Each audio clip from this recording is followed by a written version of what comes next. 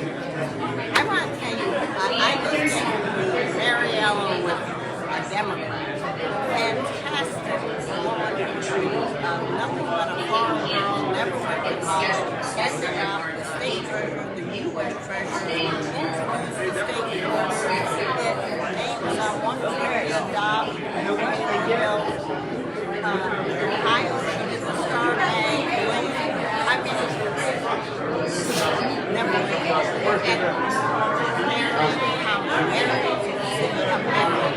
counting at 65,000 people for 2020.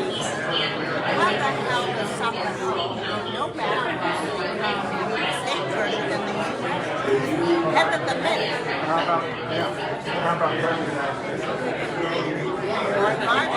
Came out of Marion.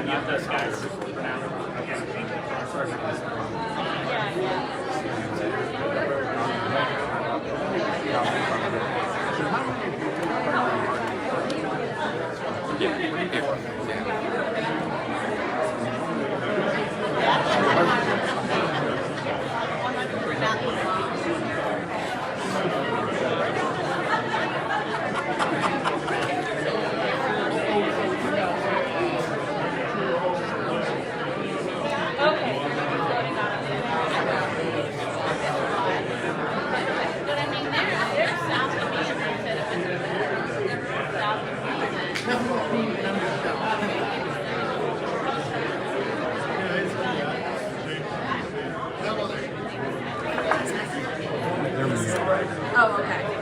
But to turn it on, what do I do? It's on right now. Tyler. Up or down? It's locked on right now. Do I have to flip it or anything? No. Oh, perfect. I've got it all up. Go on.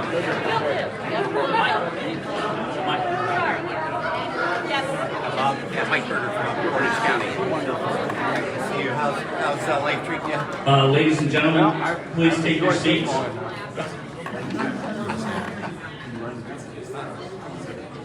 With three people. And make a party. Thank you.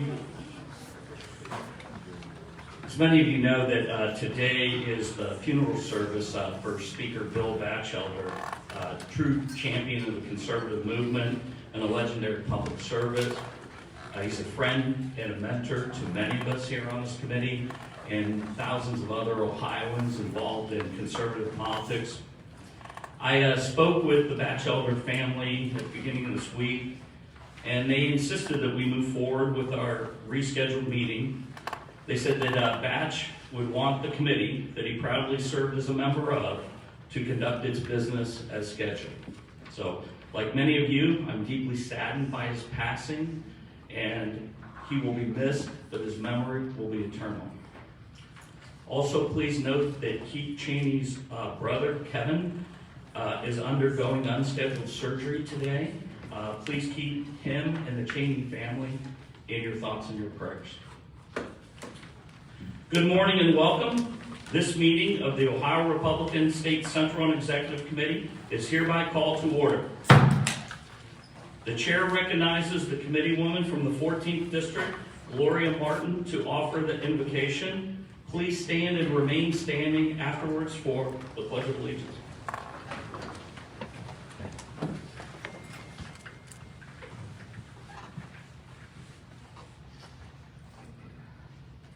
Good morning. Before I start, I wanted to read out of the book of Daniel, which I've been studying lately. In Daniel, asking God for wisdom and thanking him for giving him clarification on the dream he was just asked to interpret. Blessed be the name of God forever and ever, for wisdom and might are his. And he changes the times and seasons. He removes kings and raises up kings. He gives wisdom to the wise and knowledge to those who have understanding.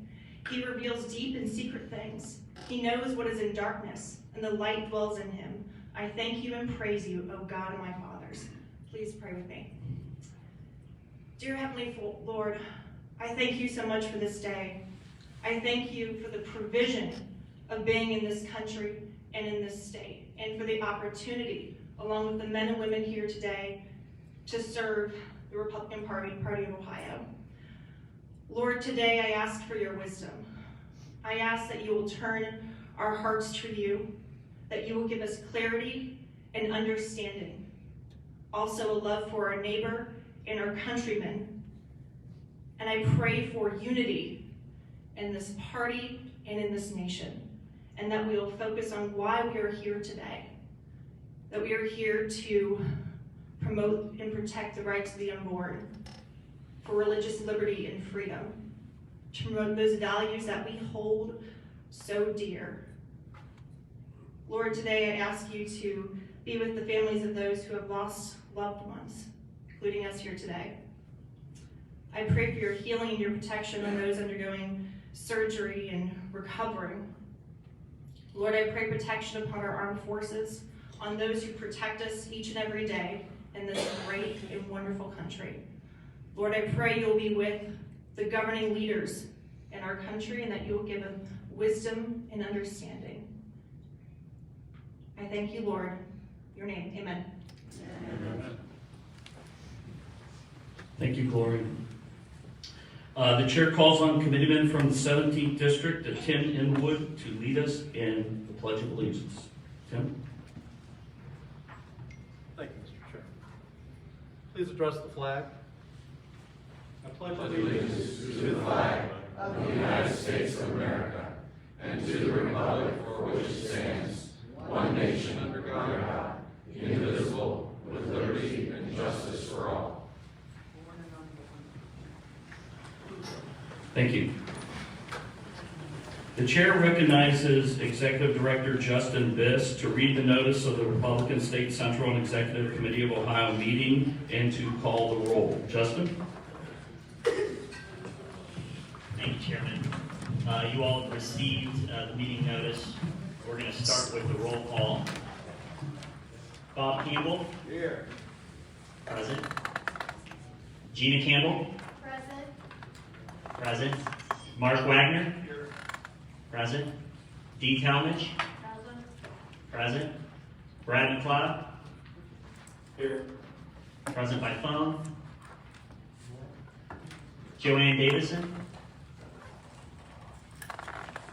Joanne Davison? Gary Cates? Present. Patty Alderson? Here, by phone. Present by phone. Steve Bruns? Here. Present. Mary Beth Kemmer? Present. Present. Arthur McGuire? Present on Zoom. Present by phone. Judy Westbrook? Present by phone. Present by phone.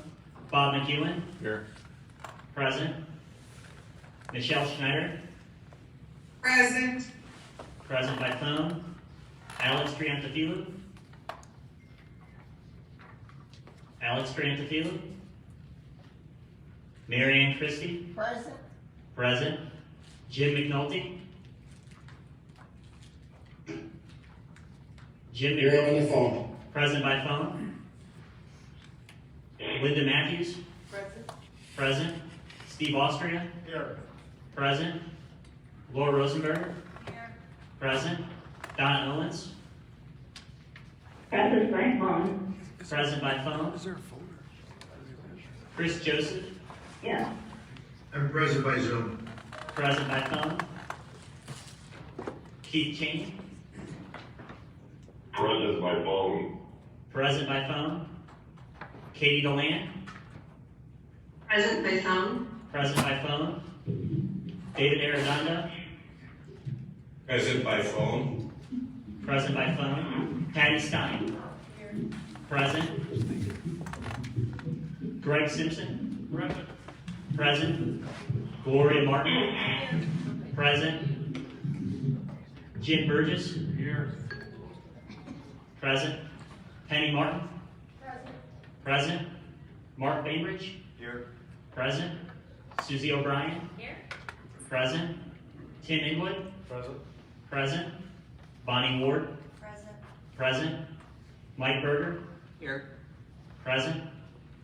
Mary O'Toole. Present by phone. Present by phone. Jack Etheridge. Here. Present. Melanie Lenahan. Here. Present. I would have said present by phone. Pat Hennessy. Here. Present. Angela White. Here. Present. Joe Miller. Present. Present. Susan Rodman. Present by phone. Present by phone. Rob Hovis. Present. Present. Joanne Campbell. Here. Present.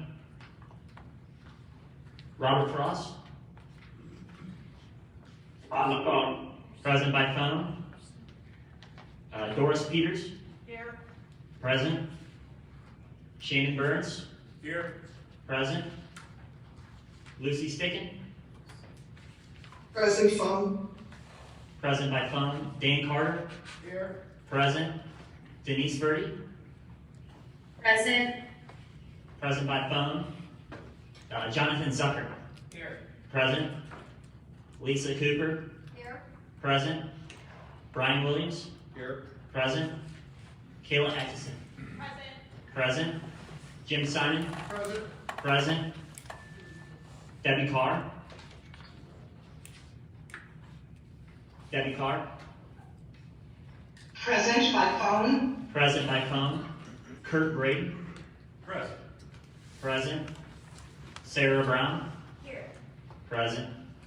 Jim Carnes. Present. Present. Leanne Johnson. Here. Present. Doug Wills. Here. Present. Betty Montgomery. Here. Present. Casey O'Brien. Here. Present. Melissa Pope.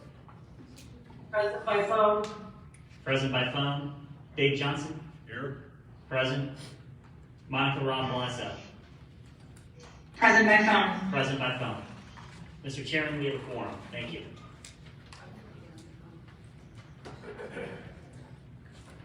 Thanks. I was just asking Justin to make sure we tabulate the number of people that are on by phone, so if there's any voting that we're aware of that. You actually did a pretty good job. The agenda for today's meeting can be found in the member folder. The chair would entertain a motion to adopt the agenda. Mr. Chairman,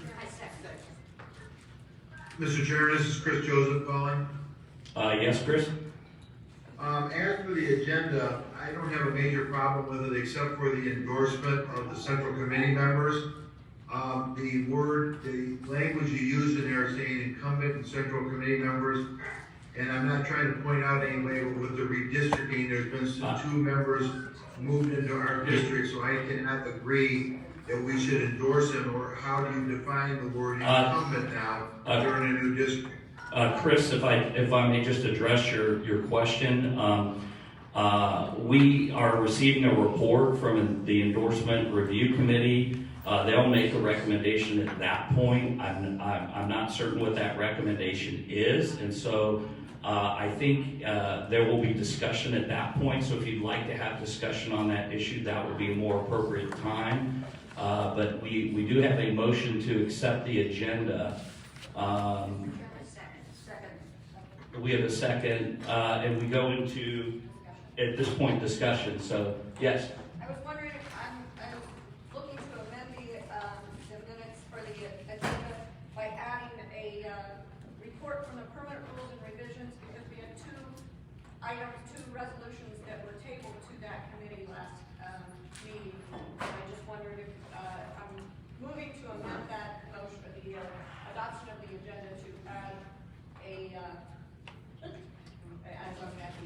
to add a report from the permanent rules and revisions about those 2 resolutions that were tabled to there. I second the motion. Well, I'm not aware of a report from that committee.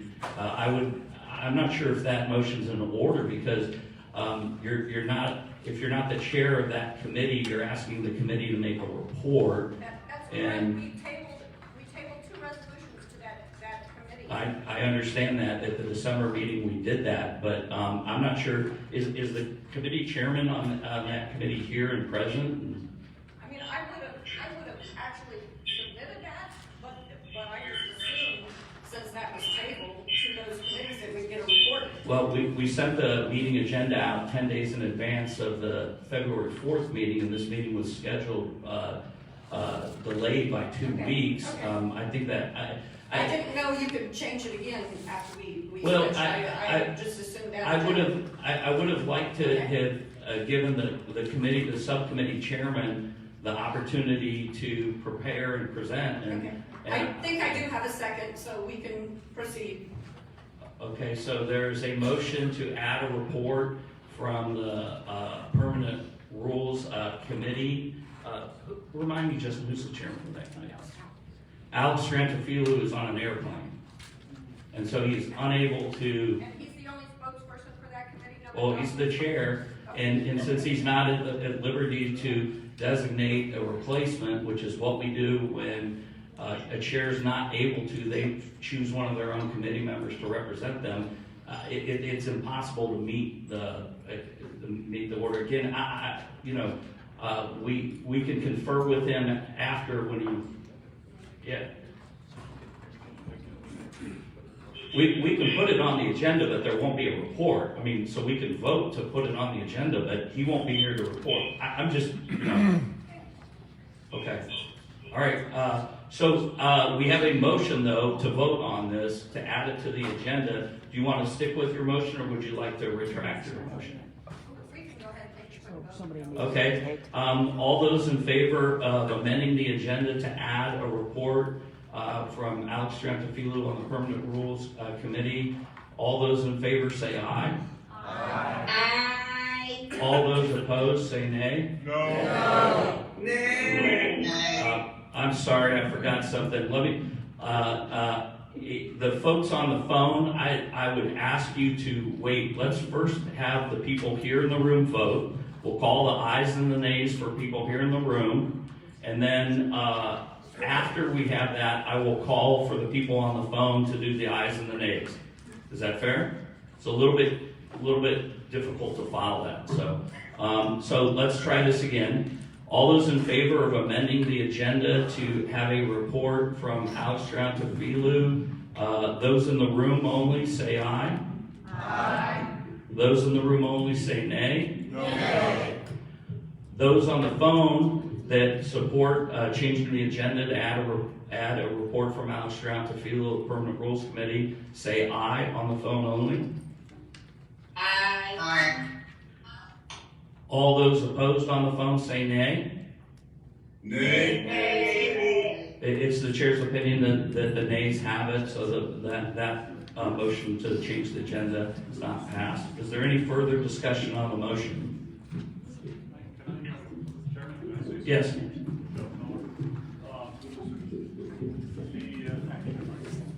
I don't have a big booming voice, so I need a microphone. Thank you. Just so everybody understands what we're doing here, there were 3 motions from last meeting that were tabled, and we claimed, or the people that put the motions forward claimed that there were violations of the bylaws. And so we thought that that would take a high precedence and that a committee would meet and discuss it and talk about it. So we just wanted to get what the latest developments were on that. So No. that's what what Elisa's. No, I understand that. He's just not here.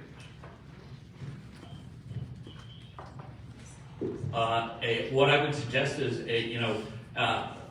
Alex is pretty accessible. I think you should contact him, let him know that you'd like a report at the next meeting, or let him know you'd like to give you an update on what's going on now. His conversations with you about his committee and what's going on don't have to only take place at this meeting. So I encourage you to contact him. He's very approachable and accessible, and should be. Yes.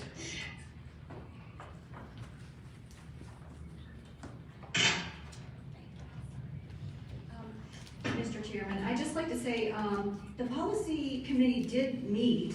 I wonder why they wouldn't have discussed this. And I know that there are other policy members here. Would they be able to elaborate on whether or not that was discussed? Because, you know, like Mr. Miller said, this is pertinent and very important to what we do. Yeah. And I would think that they would have maybe addressed it. Yeah, the policy review committee is different than the permanent rules and bylaws committee. They're two separate committees. So I'm not sure if Alex's committee has met. I don't believe that's the case, but they're not the same committee. We had a motion, we voted on it, it did not pass. I'd like to know if there's any further discussion on the agenda. Yeah, is this protocol, this is Denise, is this protocol that things that be tabled could just be brushed under the carpet? Is this normal? Well, Denise, Denise, I don't know that that's a fair characterization. I mean, Alex is not here, he's traveling. I don't know what to tell you. I mean, he's on an airplane. I mean, if it were a matter of him being here and being on the phone or being available to answer questions, I would have no opposition or reason to not have him come here. I think, again, you know, he's an approachable person, and you can call him, you can ask him, and provide an update early. You can provide an update in writing. You can do there's all different kinds of options, but we have an agenda we need to get through today. So I appreciate your concern and you would like to know the progress on that, and I think that's fair. But again, I can't make a guy appear that's not here. Yes. Okay, well, that's fair enough. I mean, it just seems odd to me. I mean, it was December and it's mid-February. I just think it's odd. Thank you. Again, I don't know if he's met or done anything, or if he's had discussions or not. I try to let the subcommittee chairman run their committees. Mr. Chairman, I did speak with Alex via the email, and I did actually, he told me that they would be meeting, the Permanent Rules Committee would be meeting to discuss actually my amendment proposal. So I know there were others that are on that committee here today. Would they be able to elaborate on that in lieu of the fact that he is not present? Well, again, you know, because we do know that I think it would be very discourteous to Alex, who's the chair of that committee, to have someone assume responsibility for his committee. We have other subcommittee chairs here. We have actually, you know, later in the agenda, someone's giving a report on behalf of another committee chair at that chair's request. So that structure, I think, is very important. And again, I don't know what purpose it serves to have this discussion any further at this point. So I really need to move along. Are there any other discussions outside of this on the agenda? Yes. I actually have just a quick question on another topic, and that is, when will our meetings be made public to the public and to all press? Do you have any idea when that will happen? So the policy committee met and made a determination to make changes for the February 4th meeting, which has become the February 18th meeting, and for that meeting only. So it was only for this meeting. Okay, I understand that, but does the policy committee have the authority to violate or change the bylaws as they did? Because it's clear in the bylaws that the meetings shall be open to the public and the press. Okay, Laura, so we are in violation of the bylaws. Okay, Laura, your comment is not well, or your point of order is not well taken. We're dealing with the agenda. Do you have anything to discuss about the agenda, which is under discussion at this point? No, I just wanted to clarify that as being part of the agenda, being part of this meeting. It should be open to the public. Thank you. Thank you. Chairman, call the question. Thank you. We have a call to question. Is there a second? Second. We'll now proceed to a voice vote. Again, we want to separate this from the agenda. First, those individuals in the room that approve the agenda, vote by saying aye. Aye. Those in the room that oppose the agenda, vote by saying nay. Those on the phone that support the approval of the agenda signify by saying aye. Aye. Those on the phone in opposition signify by saying nay. In the opinion of the chairs, the ayes have it, and the agenda is adopted. And now move on to approval of the previous meeting minutes. There's a copy of the minutes from the December meeting in the member packets. The chair will entertain a motion to dispense with the reading of the minutes for their approval as presented. Mr. Chairman, Yes, Mr. Hollis. I move to dispense with the reading of the minutes and approve them as distributed. Thank you. Is there a second? Mr. Chairman, I second. Okay, there's a second. Any discussion? Yes, Jim. Thank you. In order for the members of the State Central Committee to govern effectively, we need our meeting minutes to properly reflect the business that was transacted. The minutes need to be a complete record. The December minutes do not fully reflect the business that transpired on December 3rd. Robert's Rules Section 48.4 Part 6 clearly states that, quote, the body of the minutes should contain a separate paragraph for each subject matter and should show all main motions to bring a question before the Assembly. Then Part A of this section continues with, quote, stating the wording in which each motion was adopted or otherwise disposed of. Robert's Rules clearly says the final wording of all motions is to be recorded in our meeting minutes. After informing Executive Director Biss the meeting minutes needed to be updated, he requested I send him those updates. On December 27th, I responded with those updates. Not realizing the Secretary was not included, I forwarded the changes to her on January 9th. Here today, I notice the meeting minutes have still not been properly updated, so I move to amend the minutes in the following manner. 1, in the adoption of the minutes section, Member Doris Peters and Member Laura Rosenberg made a motion. The text of each motion is to be added to the December minutes. 2, in the new business section, Members Mark Bainbridge, Laura Rosenberger, and Melanie Lenahan each put forth a resolution. The text of each resolution is to be added to the December minutes. That is the end of my motion. Since I've already sent the proper text of the resolution to the Executive Director and Secretary, I opted not to read them to you today, but I do have them if you would like them. I am requesting that this body's records have the proper accounting of our meetings reflected in our meeting minutes, and that we base the recording of our minutes and our meetings on the procedures provided by Robert's Rules. Thanks. Second. So there is Can you identify who is speaking, please? Jim Burgess made the motion and seconded by Mark Bainbridge. Please identify them. We're not seeing who they are. Okay, yeah, so for the edification of the folks on the phone, just please state your name. You don't have to state your district number, but if you're so inclined, you may. And we'll proceed in that fashion as a courtesy to those joining us remotely. Jim, correct me if I'm wrong, your motion is that you take the body of those two resolutions that were dispensed with and tabled at the last meeting and insert their text into the meeting minutes of the record. Correct. Robert's Rule says to have the body of the motions and the resolutions, 2 motions in the meeting minutes and 3 resolutions in the new business section. Okay.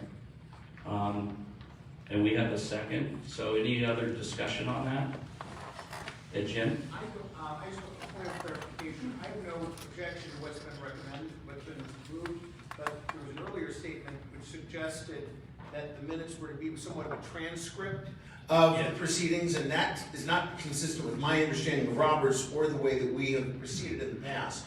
So long as that is not part of the request, I'm fine with the motion as presented, but I wanted to clarify that. Yeah, I mean, I'm not sure. I mean, the motions that were, or the resolutions that were made are a matter of record, so I don't see the difference between having them actually physically attached to the minutes versus not having them just referred to the minutes. So, I mean, but that's the motion that's before us, so is there any further discussion? Okay, Jack. Well, I appreciate the point you just made, Bob. This is Jack Etheridge, Senate District 19.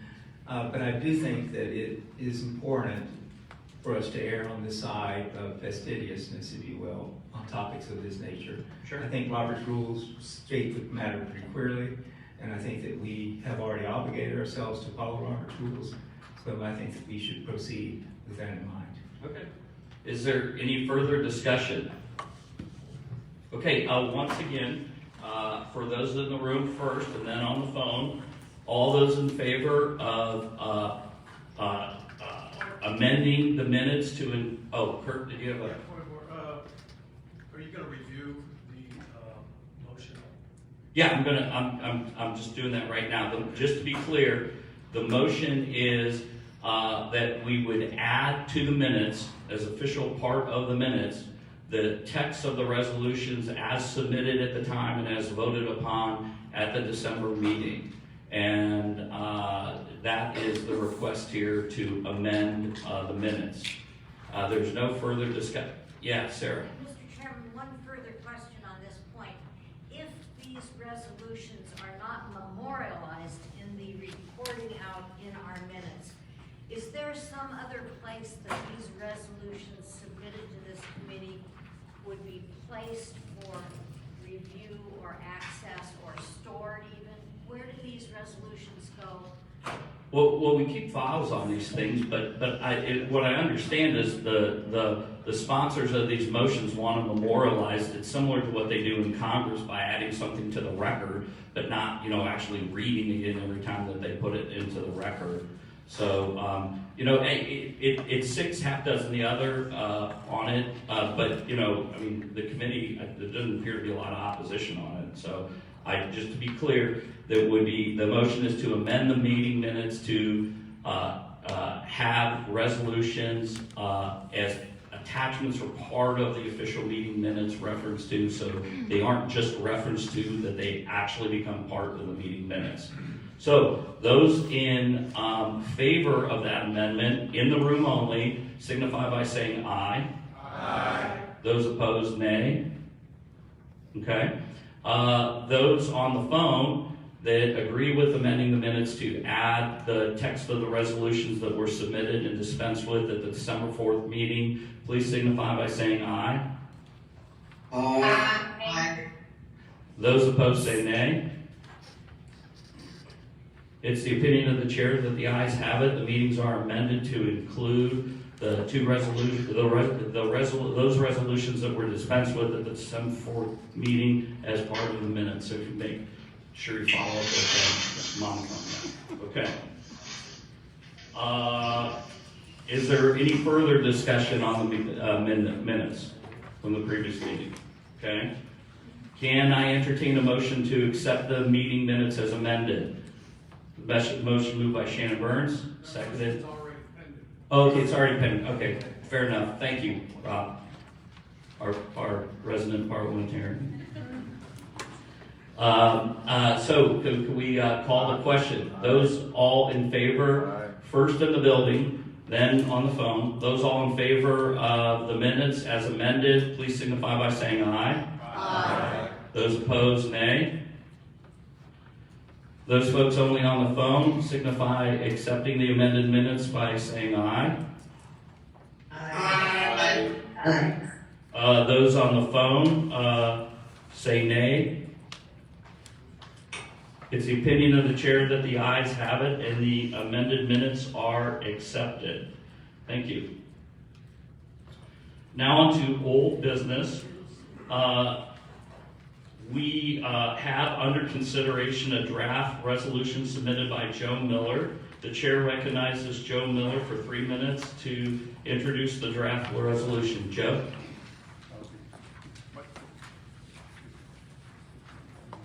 Thank you. Okay, Joe Miller, District 21. Mr. Chairman, I'd like to make a friendly amendment to the motion. We probably already went through that. See any more of that glasses. Okay, let me start off like this. We need transparency with this organization. And I'm going to get to this in just 1 second. No, that's fair, Joe. And not to take any time away from you, but Joe has just requested, for the edification of the members, I want to clarify what he said. Joe had submitted a resolution at the last meeting. He said he wanted to make a friendly amendment to his resolution at this meeting, and from a procedural standpoint, I want to address that, but rather than vote on this and go through all the rigmarole, can we have a consensus? Is there any objection to the gentleman making a friendly amendment to his own resolution? No. If there is no objection, Joe, your friendly change or friendly amendment to your own resolution is accepted, and you may proceed in 3 minutes. All right, thanks. Okay, so we need transparency in this committee and integrity. And I'd also like to see roll call votes, and here's why. Okay, number one, we have state central committee members who have received a job or some employment from Governor DeWine. Two, we have state central committee members who were appointed to boards or commissions by Governor DeWine, or they report to Governor DeWine. And three, we have state central committee members who are lobbyists, and especially the lobbyists that lobby to the executive branch, which means, again, Governor DeWine. So I think it's imperative that this conflict of interest that any state central committee members fall into one of those above categories, which, by the way, there's 17, just so people know, there's 17 people that fall into that category right here, which is 25% of this committee, which is a lot. So anybody falling into that category to recuse themselves from voting in the gubernatorial endorsement process.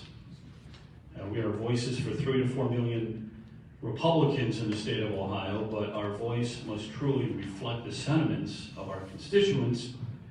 Our votes cannot be influenced because of financial gain or prestige due to their close relationship with the governor. So I'm going to read the amendment right now. Just so you understand, this is the amendment. I'm going to read it right now.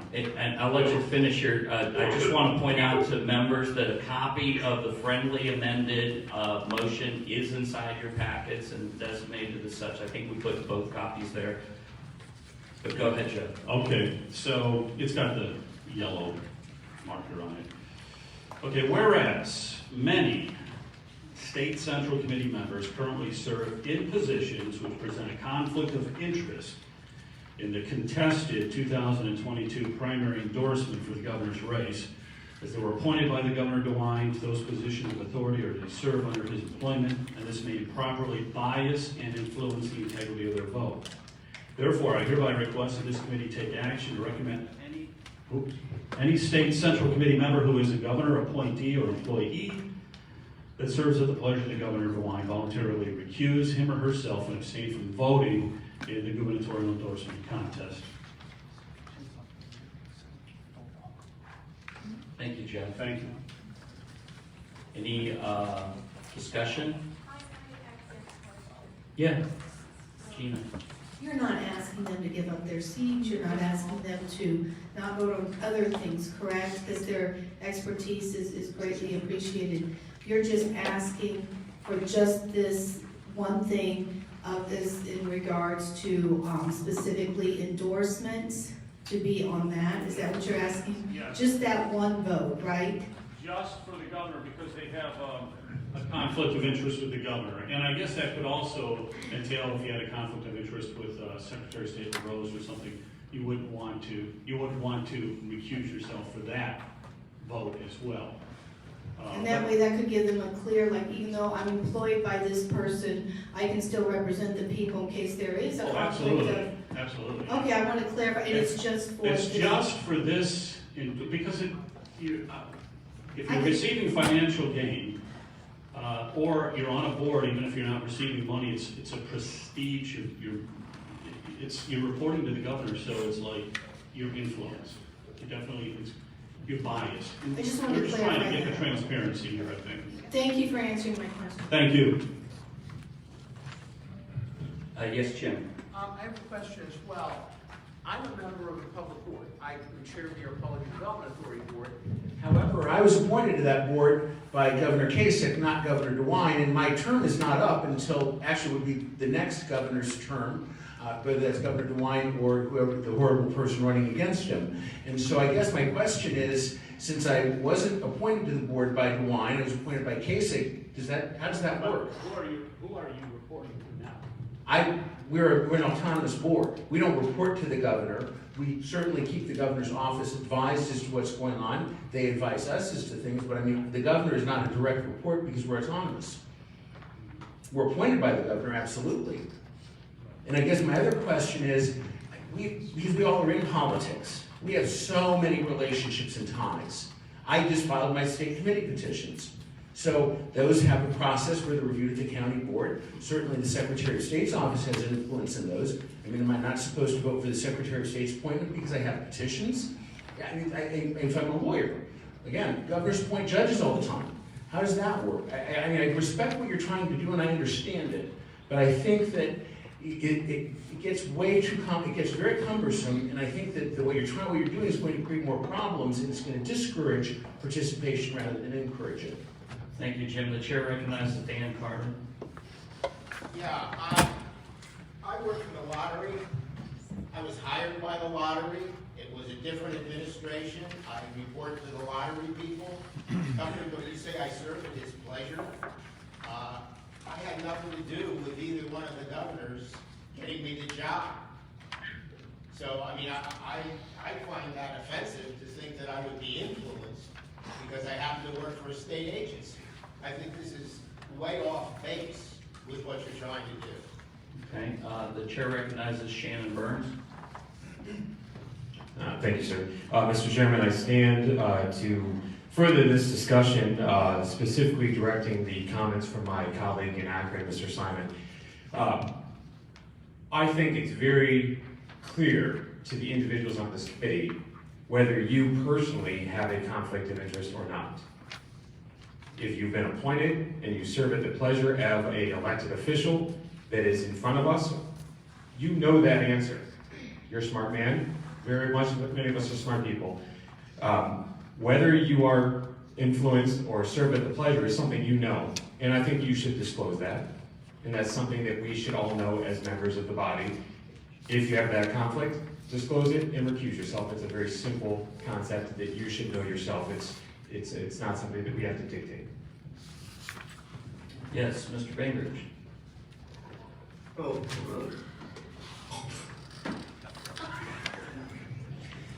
Mr. Chairman, I just want to point out from a business standpoint, this is a very common thing that all businesses do, whether you're a federal government business or whether you're an SEC organization or whether you're a privately owned company.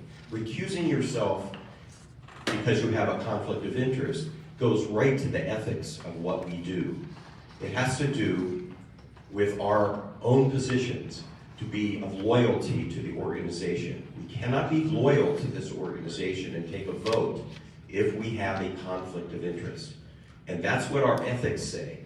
And so I would remind members, as Mr. Burns said, that that is a real fiduciary responsibility that all of us have to remain loyal to this organization and disclose conflicts of interest and recuse ourselves when we have one.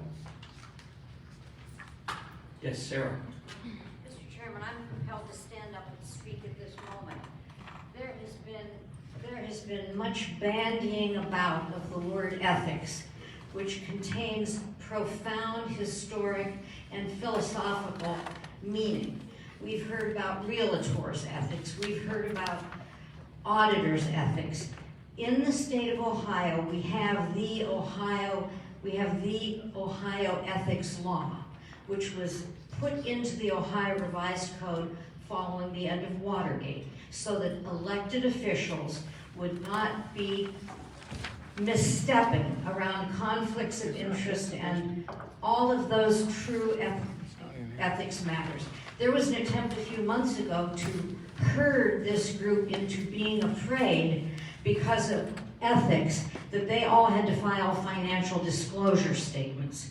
It was only when checking with the Ohio Ethics Commission was the statutory cite given, and no, in fact, we are exempted from filing financial disclosures, so please be a little cautious when you throw out ethics, because a group that is supported in their ethics by loudmouth bullies is a little wanting in the world of ethics.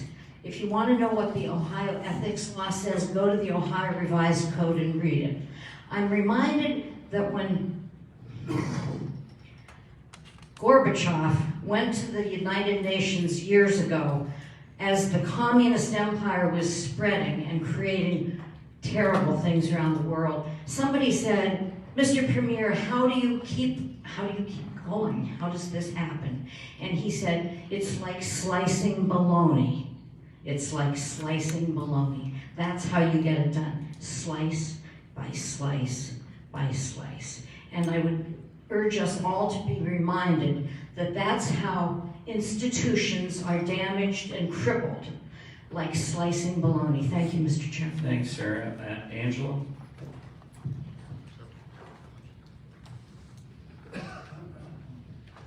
What really concerns me the most about this motion is Mr. Miller has opted to say there's 17 members of this committee who don't have a voice, which means we are removing the voice of those constituents. Those members were elected in 2020 to serve on this committee, and they are the voice of those constituents. Most of these people were appointees or employees at the time that they were elected, and telling them that they have to recuse themselves is saying that those voters do not have a right and a say in the body and what we do in the proceedings of these meetings. For that matter, I'm voting no on this, and for that matter alone. And Mr. Chairman, I'd like to call a question. Okay, there's been a call to question, but I want to recognize Greg Simpson, whose hand was up before you called the question. So we'll get back to that, Angela. I tend to agree with Angela. I've been appointed to several boards. I went through the Ethics Commission, and nowhere did it say, now, if you get appointed to this position, are you going to support the governor, not support the governor, support the senator, support the congressman? The question never comes up. Are your ethics good enough to serve on this board and to support and help the people of the state of Ohio to have a nice, clean transparency in the board that you serve on? That's what I take my pride in. I was appointed by Governor Kasich, and not one time I ever heard from Mr. Kasich or any of these people, are you going to support me or not? I wasn't even brought up. The Ethics Commission stated to me, this is what we expect out of you. I represent, with my counterpart, people of the 14th District. So you're asking me to tell the people of the 14th District, I'm not going to vote because some person put up this thing that they think if you question my ethics, I consider it highly insulting. Highly insulting. And not to be able to vote for my people in the 14th District, then you're depriving everybody in the 14th District of a vote. That's all I've got to say. Thank you. Thank you, Greg. Mr. Johnson, did you want to? Yes, fellow members of the committee, since my name is on this list, I'd like to make it perfectly clear. I've served on a number of boards and commissions over the last 30 years that I've been involved in Republican Party politics. I was elected county chairman in 1989 in Columbiana County. And most of these boards and commissions that I've served on didn't pay anything. I got a call one day from Governor Kasich who said, will you serve on the Bureau of Workers' Compensation in Ohio? This came because I was the chairman of the Ohio Manufacturers Association, who had nominated me to the governor's committee to be considered for an appointment to represent employers of 100 or more people. And it also happened in that prior period of time, my company had gone for 1 million hours without a single lost time accident. So I was very honored, didn't know that it even paid anything when I first accepted the job. And I learned it did pay. Doesn't pay $2,500 an hour, Mrs. Rosenberger. But I will say this, when it came time to oust the last state chairman, Dave Johnson led the way to support a new state chairman. And that was against the wishes of the governor who had appointed me to the Bureau of Workers' Comp. I had no qualms whatsoever telling Governor Kasich my reasons for ousting Mr. Borges. So if you think that somehow serving on this committee somehow is going to prejudice my opinions, you're wrong. Thank you. Mr. Etheridge. I'll be very brief. I just want to thank Sarah Brown for her comments, astute as usual. But I did want to stipulate for the record that I'm sure that she did not intend to state that any member of this committee was either loudmouth or bullying. So if I can have concurrence on that, we'll state that for the record. Thank you. No, you don't have that. I said. Okay, From Mrs. Brown. She's the one that spoke. Sarah? Jack, I don't think that's in order. Okay. Angela, I recognize you to make a motion. Yes, Mr. Chairman, I made the motion for a call to question. There's a motion to call the question. Is there a second? Second. The motion has been seconded. We will now proceed to a voice vote. Once again, we'll start with members here in the room first, and then members on the phone. All of those in favor of Joe Miller's friendly amended resolution signify by saying aye. Aye. All those opposed say nay. Nay. For those members on the phone, all those in favor of Joe Miller's friendly amended resolution signify by saying aye. Aye. All those opposed say nay. Nay. It's the opinion of the chair, the nays have it, the resolution is defeated. We'll now move along to a resolution that was submitted by Joanne Campbell. The chair recognizes Joanne for 3 minutes to introduce the draft resolution.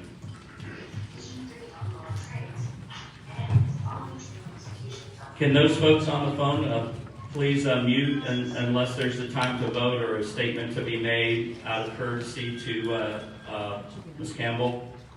Thank you. Thank you, Mr. Chairman. I appreciate those who I've spoken with about these proposals concerning ethics and the possible introduction of a whistleblower policy to our permanent rules. Since there are 2 separate articles, Mr. Chairman, I'm asking that we vote on them individually, if that is permissible. I'm not certain.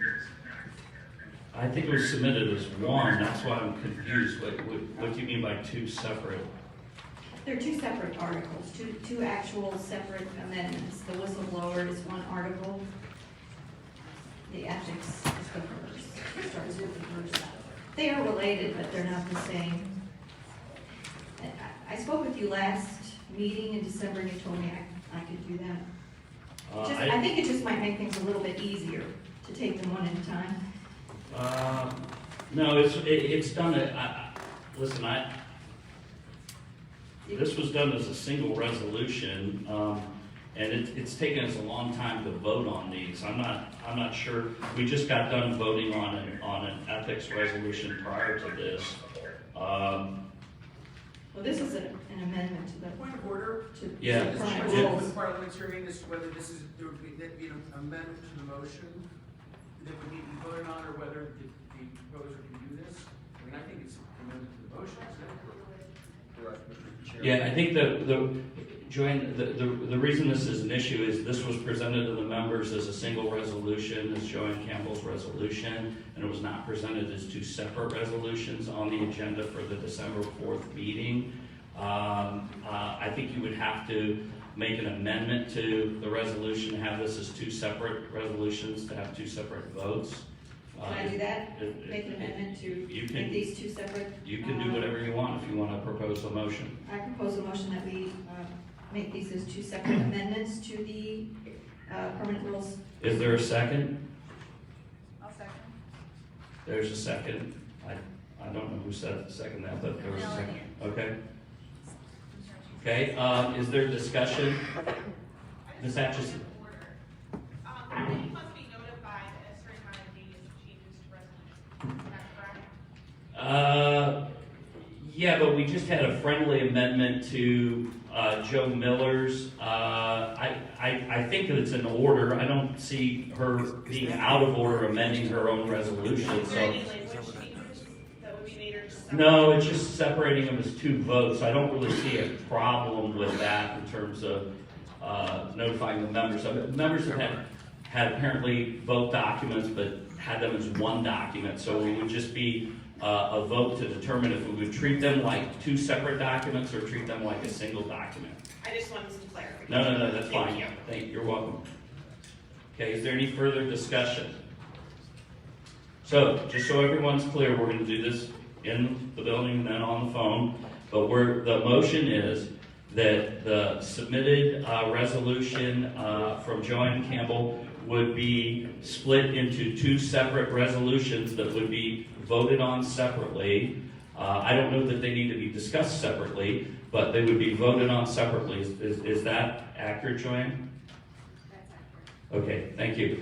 So, I just have a question. okay, sure.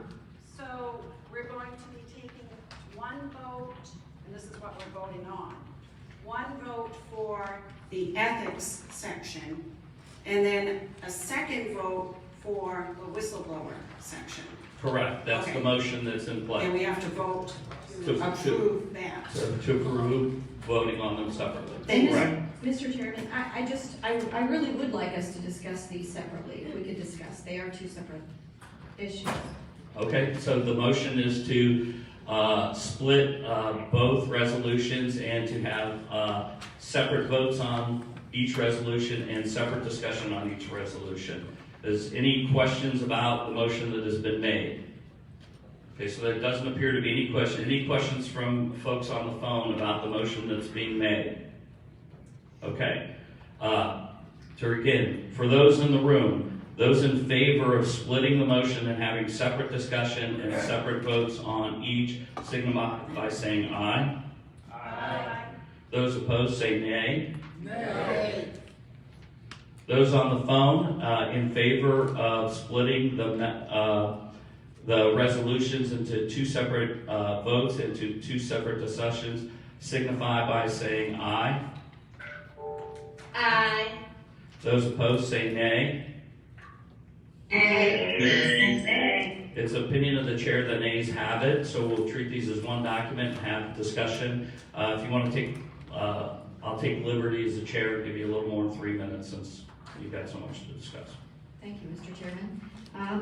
I believe we can do so much to actually become more accountable and work with a transparency that will engender the trust that many believe is so obviously missing, to repair the rift within our party and become a magnet for Ohioans who crave true integrity, as I'm sure we all do, and honest leadership. It starts with us, and I'm hoping this will be a starting point for vigorous dialogue among us today about ways we can strengthen our resolve to assure those Republicans that elected us that we are doing all we can to act above board and with good conscience, striving for high ethical standards at all times and to the best of our ability. So with that, I make a motion to amend our permanent rules to include Article 12 and 13 as follows. Ethics, the code of values and decent human behavior will be defined and supported by the Ohio Republican Party. Our party and its leaders, public officials, public figures and elected officials are role models, standing for issues, making decisions and developing policies for the good of society. The ORP commits itself to apply a code of high ethical standards in action, word, and deed, and encourages all its members, including elected and public officials, candidates, county leaders, central committee members, and community leaders to apply these standards in obedience to Ohio ethics law, personal characteristics of integrity, honesty, and transparency of action.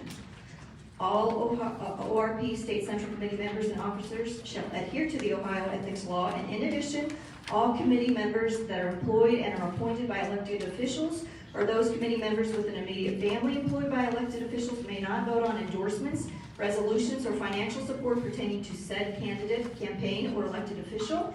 And Section 4, in addition to Ohio ethics law, those that are registered lobbyists or work for registered lobbyists or have immediate family employed by lobbyists that lobby the government of the state of Ohio may not vote on endorsements, resolutions, or financial support of any candidate, issue, platform, campaign, or elected official.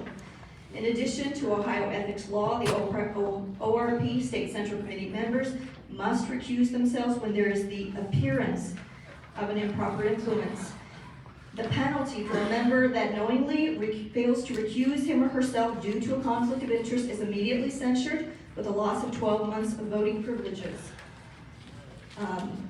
And the whistleblower policies, as I'm sure you are all aware, encourage members to feel comfortable coming forward with a serious concern of an unethical, illegal, or improper nature without fear of retribution or retaliation until the matter is properly looked into and investigated and resolved. Many organizations have whistleblower provisions, and I think it worthy of discussion to consider doing the same. I'm hereby moving to amend that Article 13 whistleblower policy, which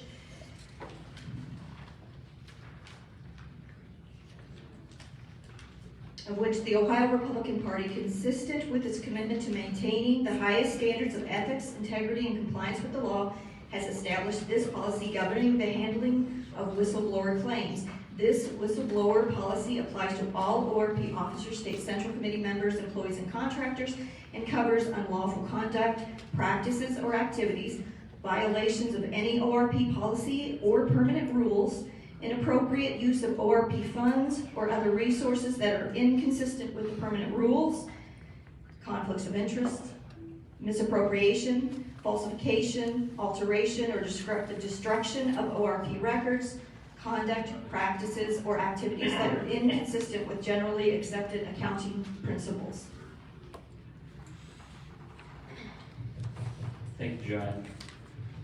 Mr. Carter. Yes, I move the previous question. We've had this material since November. We've looked at it, and I will move the previous question. There's been a motion to call the vote. Is there a second? I'll second that. Okay, it's been seconded. So once again, we have the resolution before us. You had it for the December meeting. You have it before you here for this meeting. It is in your packets. Since we've ended debate and called the question, we will now proceed to a voice vote once again. Those of you in the room first, and then those of you on the phone. We will now proceed for a voice vote. And the vote is on the proposed amendment on ethics and another one on whistleblower submitted by Joanne Campbell. All those in the room in favor of the resolution signify by saying aye. Aye. Those opposed say nay. Nay. Those on the phone in support of the resolution signify by saying aye. Aye. Those on the phone opposed signify by saying nay.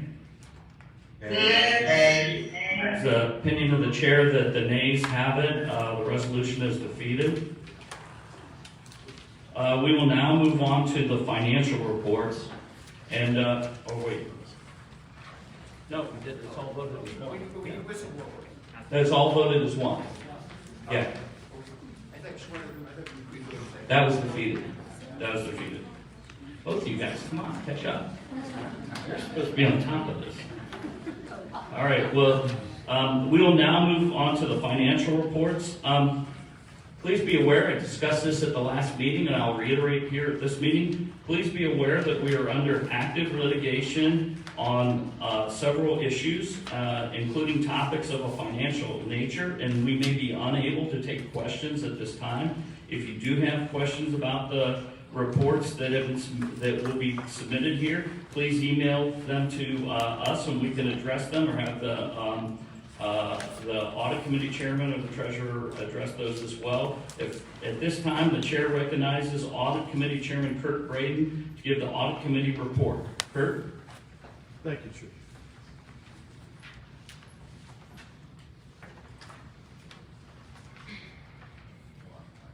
Good morning. Thank you, Mr. Chairman.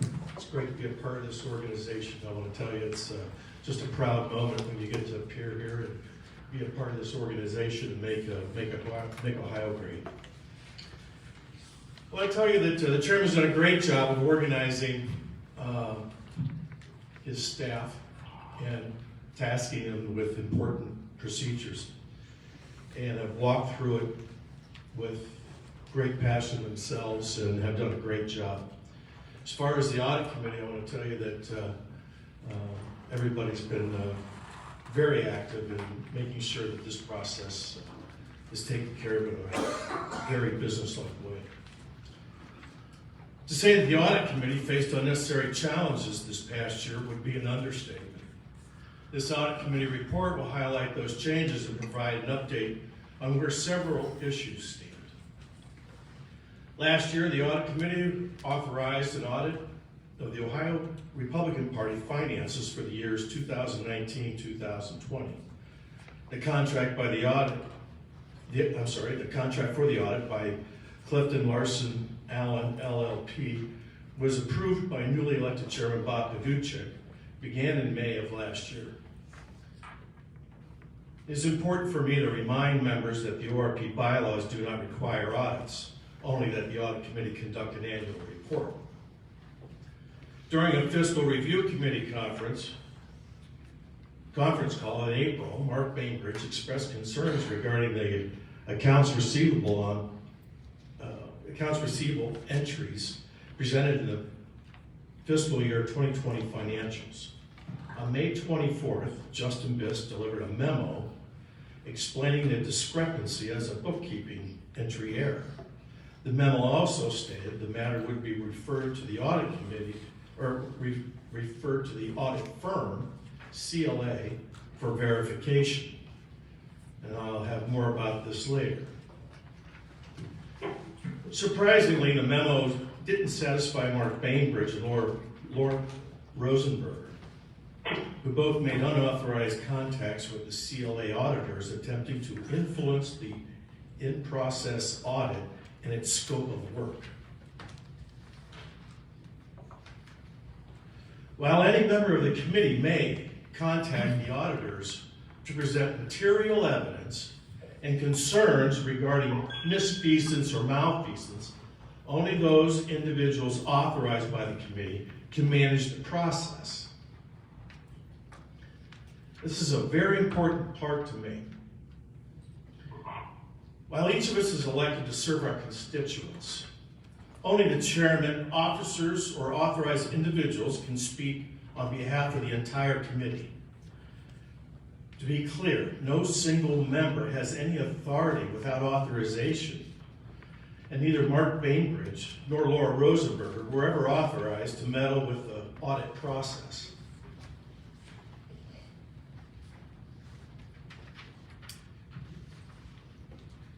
This unauthorized attempt to influence the audit was the beginning of a campaign waged by Mark Bainbridge and Laura Rosenberger to defame and disparage the Ohio Republican Party and this committee. Mark Bainbridge's questions about the $650,000 accounts receivable error became allegations. That money was missing or written off books. The documents were leaked and the letters were written, and outside dark money groups got involved in an effort to defame the Ohio Republican Party. Despite being directed by Chairman Paduchik not to influence the in-process audit, Mark Bainbridge and Laura Rosenberg continued to harass the auditors at CLA with phone calls and emails. Mark Bainbridge went so far as to threaten the CLA auditors if they didn't meet his demands. Not surprisingly, CLA quit the audit midway through the process, costing the ORP half the fee.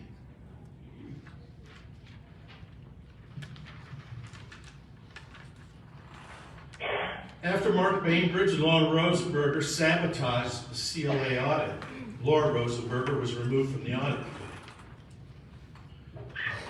Currently, efforts to find a new auditing firm have been hampered by the negative campaign waged by Bainbridge and Rosenberger. Auditing firms are not eager to engage in controversial matters, and the negative press coverage generated by Mark Bainbridge and Laura Rosenberger have created such controversy.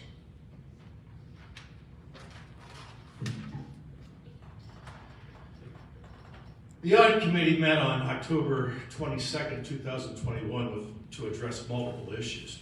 First, we approved a request for a proposal for a new 4-year review of the Ohio Republican Party finances. Second, We authorized an independent investigation of the $650,000 accounts receivable issue and Mark Bainbridge's allegations of missing money. In November, Compass Point CPA was selected to conduct the independent investigation. The 4-year RFP was sent to the following accounting firms: Valid Advisors, Deloitte, KPMG International, Plant Moran, BKD, Brady, Ware and Company, GBQ Partners. I'm going to tell you that no response to date has been received from any of the 7 accounting firms. We're exploring other options of firms to solicit.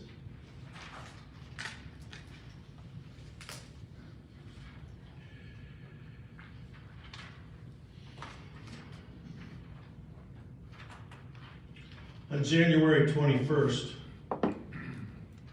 2022, Compass Point completed their report and found no wrongdoing. They found no wrongdoing. After reviewing bank receipts, Compass Point determined that all invoices were paid, excluding a single invoice for $745 to Stitt for Governor. Furthermore, there is no missing money, and the ORP did not write off $650,000 in account receivables. Compass Point determined that these specific accounts receivable were not written off, and the money was collected by the ORP. Compass Point's analysis did not find any illegal or fraudulent activity, nor the misappropriation of funds. The bottom line, this was a bookkeeping mistake and not theft. It's important to report that Compass Point hosted a Zoom meeting on January 17, 2022, with Mark Bainbridge and Laura Rosenberger to review the report and answer their questions. Despite their antagonistic behavior and lawsuit, Mark Bainbridge and Laura Rosenberger have had every opportunity to know the results of this independent investigation. Mark Bainbridge has made many unsubstantiated public allegations of missing money that seems to keep growing every week. It is impossible for the audit committee to address those allegations, as Mr. Bainbridge has never clearly communicated them to either Chairman Paduchek, the audit committee, or the ORP. Until this fact changes, the audit committee will consider this resolved. All that said, audit committee looks forward to the Republican victories that we're all going to be working for the rest of this year. And I want to thank all of you for your hard work and look forward to working here this year, getting Republicans elected. Thank you.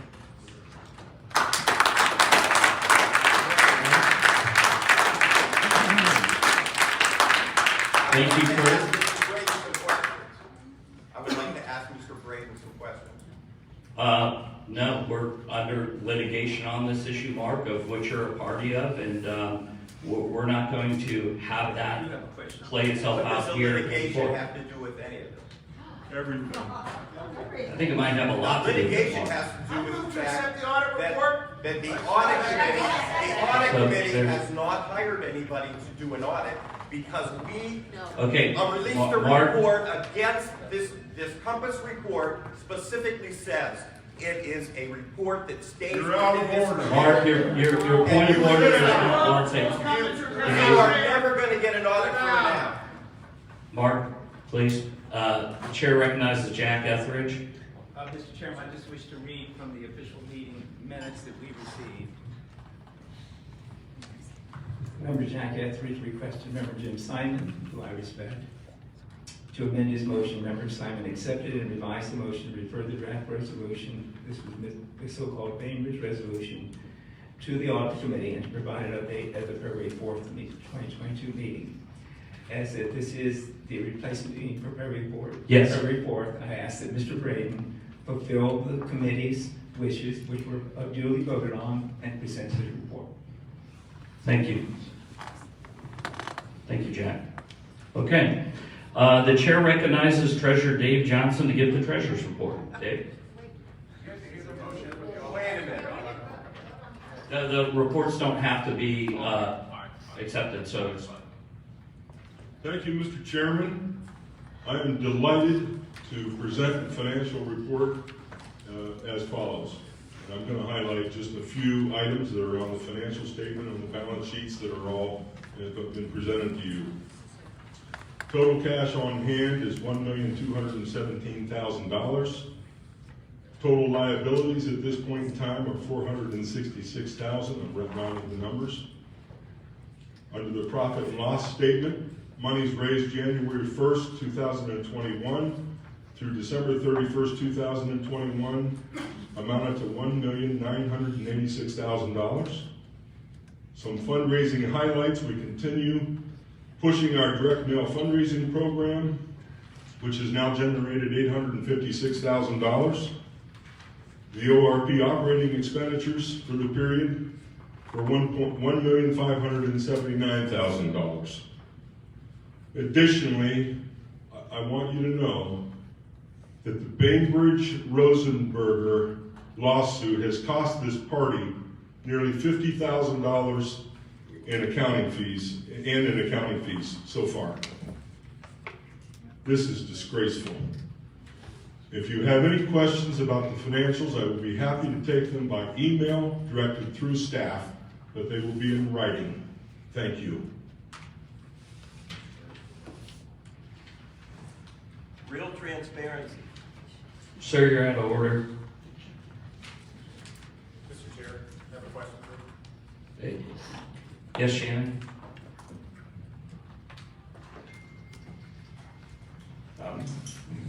I appreciate the fact that Mr. Treasurer, that you would accept questions in writing.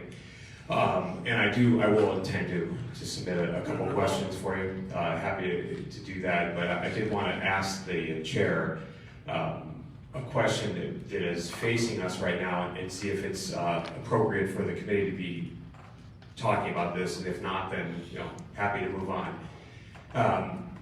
I did take a moment to review Governor DeWine's reporting to the Secretary of State, and it does appear that the state party has once again provided over $500,000 in in-kind contributions to the DeWine campaign. I made my point last time that obviously I don't believe that that's with our bylaws. I made that discussion, we tabled that discussion. It did not get brought up again today. I'm just curious, Mr. Treasurer, why have we not reported ourselves so we can verify that we actually did give in-kind contributions? Why have we not reported to the Secretary of State like we're supposed to? And maybe we did this morning, and I'd love to hear about it. But that information is something that's germane to our committee here, that we would be giving in-kind contributions to a candidate that is not endorsed. Okay, thank you, Shannon. Okay, at this point now, the chair recognizes Member Jim Simon to give a report on behalf of Endorsement Review Committee, Chairman Keith Cheney. It wouldn't be appropriate to have a response to that? I'm moving on. Thanks, Jim.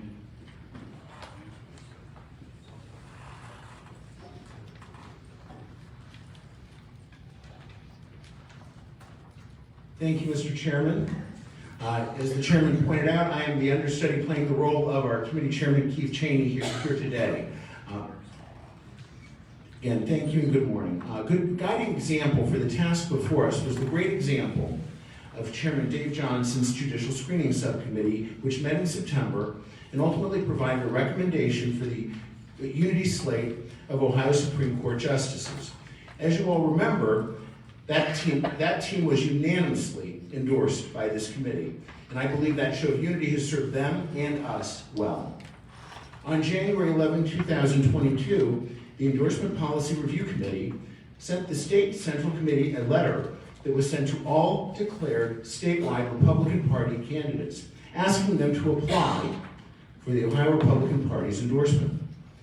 The following candidates replied with applications requesting our endorsement: Mike DeWine for Ohio Governor, Jim Renacci for Office of Ohio Governor, Dave Yost for Office of the Attorney General of Ohio, Frank LaRose for Office of Secretary of State, Robert Sprague for Office of the Treasurer of State, Keith Faber for the Office of the Auditor of State. After reviewing these applications, The Endorsement Committee interviewed Governor DeWine and Congressman Renacci. Each interview lasted 1 hour. There are 11 members. Each had the opportunity to ask multiple questions, some 2 and 3 questions. I want to thank both the governor and the congressman for making the time to answer the committee's questions. Our committee then met again just 2 days ago on February 16 to deliberate. After much reflection and consideration, the Endorsement Committee reached the following conclusions. First, the State Central Committee should follow the precedent set at our September 2021 meeting by endorsing statewide officers as a slate. We believe that Justice Sharon Kennedy, Justice Pat DeWine, and Justice Pat Fisher were well served by the unity exhibited by this committee's unanimous vote of support. 2, we recommend that the State Central Committee endorse its incumbent statewide elected officials as a slate. Governor Mike DeWine, Attorney General Dave Yost, Secretary of State Frank LaRose, Treasurer of State Robert Sprague, and Auditor of State Keith Faber. These candidates have clearly demonstrated that they're the most viable candidates to win in November. Third, the State Central Committee should postpone its consideration of endorsement for the State House, State Senate, and State Central Committee. The Liberals on the Ohio Supreme Court have once again created a mess, as we see with redistricting. They've done it twice, and without maps, it's impossible for us to make recommendations on those seats at this time.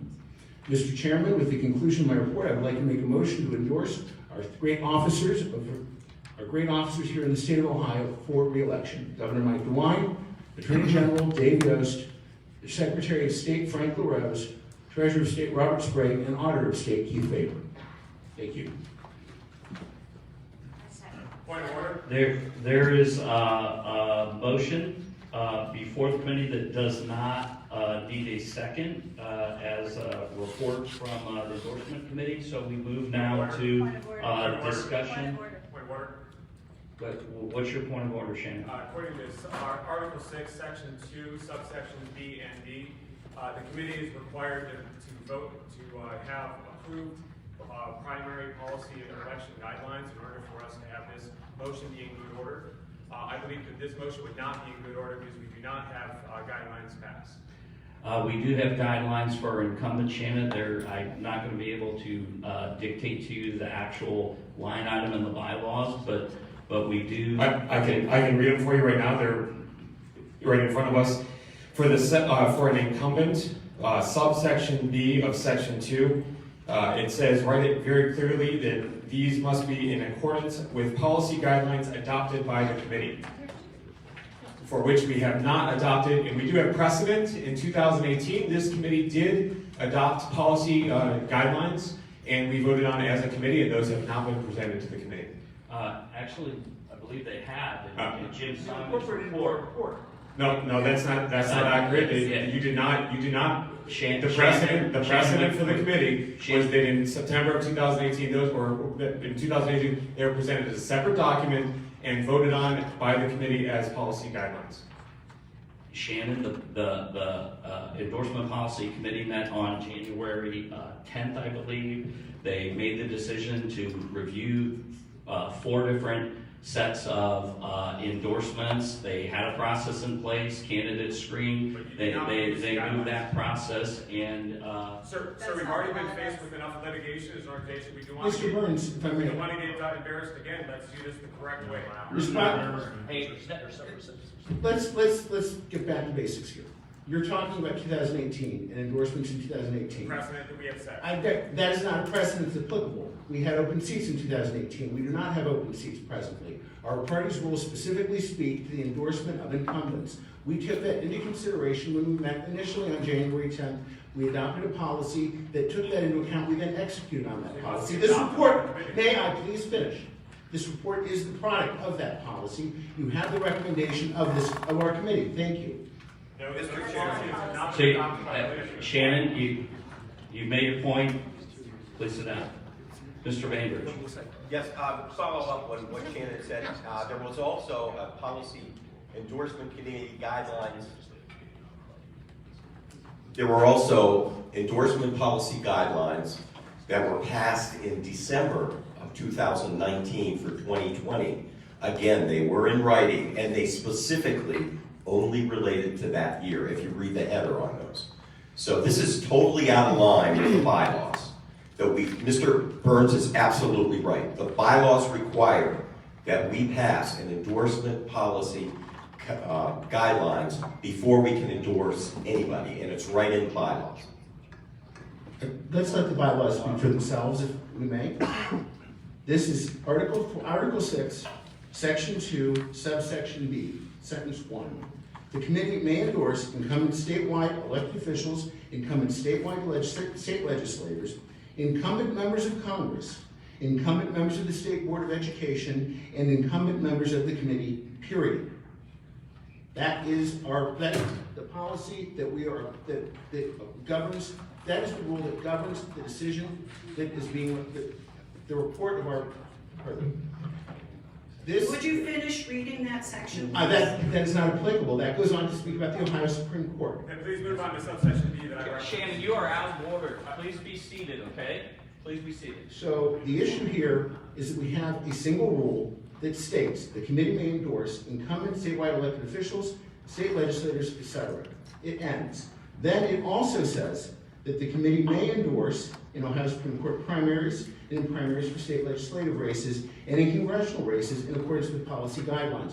What we're speaking to here is the endorsement of incumbent candidates for statewide office. That is a separate provision of Article 6, Section 2, subsection B. That is the basis of our report. We have complied with our obligations under the rules. You have our report. Point of order. So you're not considering Thank you.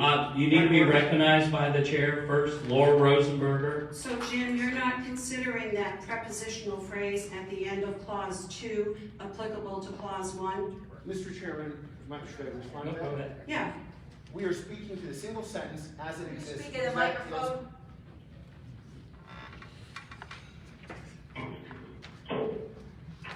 I'm not a grammarian nor my English professor, perhaps you are, but we have a single sentence that says the committee may endorse incumbent statewide elected officials, and it lists them. There's a period at the end of that sentence. That is a complete thought. The next sentence states that the committee may also endorse certain other elected officials in primaries. These are two separate concepts, two separate standards. We are following the rule you have. Point of order. So it's a simple question. You're not considering the prepositional phrase. I'm not going to be cross-examined by a member of the committee, not speaking to the chairman. It's an easy question. Chairman, point of order. It is a very easy question. I am simply asking if you consider the prepositional phrase at the end of sentence 2 or clause 2 to not be applicable to the first part of that paragraph. Thank you. You have the gentleman's report from the committee and his answer to your No, question. I haven't gotten an answer. You have the answer twice. Point of order. Not to that question. But I just wanted to know then, are you considering the policy that the endorsement policy review / screening committee that as policy that is being passed today by this committee, why don't we have anything in writing? We're just to accept your screening committee? We're just to accept the will of 11 people, a very small minority of this committee? Laura, it's a recommendation. We have not passed written policy, and that has been, to quote some people here, the tradition of this committee is to pass written policy, to have it in front of us. We don't have anything in front of us before making endorsements in accordance with bylaws. That has been how it's always gone. And so since we don't have anything in writing in front of us to vote on, to pass or not pass, are we simply to assume that what the endorsement policy committee did, 11 people did, is our policy? None of us voted on it. We should have voted on that back in December. So And we never did. Laura, we're voting on their recommendation after the discussion here, so there'll be an opportunity for the entire membership to vote on their recommendation, which is a recommendation which has been properly executed by that subcommittee's authority under the bylaws which have been cited and addressed. Right, but nobody here voted on that. Well, you're going to have an opportunity to discuss and vote on it, Laura. So, Okay. okay, thank you. Shannon, do you have a new point of order? Point of order. Okay. Mr. Simon and the parliamentarian, you addressed the issue of Article 6, Section 2, subsection B. I actually agree with your assessment that the second line does not actually pertain to incumbents, but you did not address Article 6, Section 2, subsection D, whereas in the second line, ORP candidate services will only be used in a primary campaign when the candidate is supported in accordance with the primary policy guidelines as submitted. That is the point that was not been addressed by you, Mr. Chairman. That is a point of order that is in good order, and you must address that. Actually, it's not in order because we have a question of a recommendation on endorsements. We don't have a question on an assignment. I challenge the ruling of the chair. ORP. I challenge the ruling of the chair. So we do a vote to challenge my ruling, and so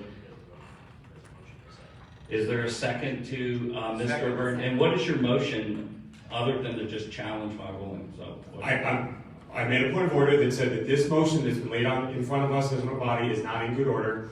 I made a point of order that said it is in direct conflict of our bylaws, and you have now come back to me and said that my point of order is out of order, and I challenge the ruling of the chair that my disqualification of this motion is out of order. Okay, so first we'll do this by members in the room and then members on the phone. And sir, by the simple fact that I don't believe that we actually have a good policy here, I'd actually ask for a roll call vote as pertains to Robert's Rules. You're out of order, sir. We have a motion on the table. Robert's Rules of Order provides an opportunity for a roll call vote. Sir, Mr. Sir. Shannon, with all due respect, you've interrupted me, you've interrupted other speakers several times. To make sure that we follow the rules. Shannon, you need to do it in a respectful fashion after you've been recognized. I've been much more respectful than the chair that spoke before you that personally harassed members instead of did the business of the committee.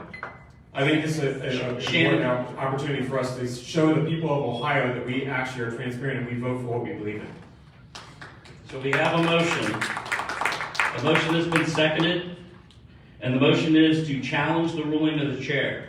Discussion. So there's discussion. Is there? Okay, so discussion on this. Yes, Mr. Bainbridge.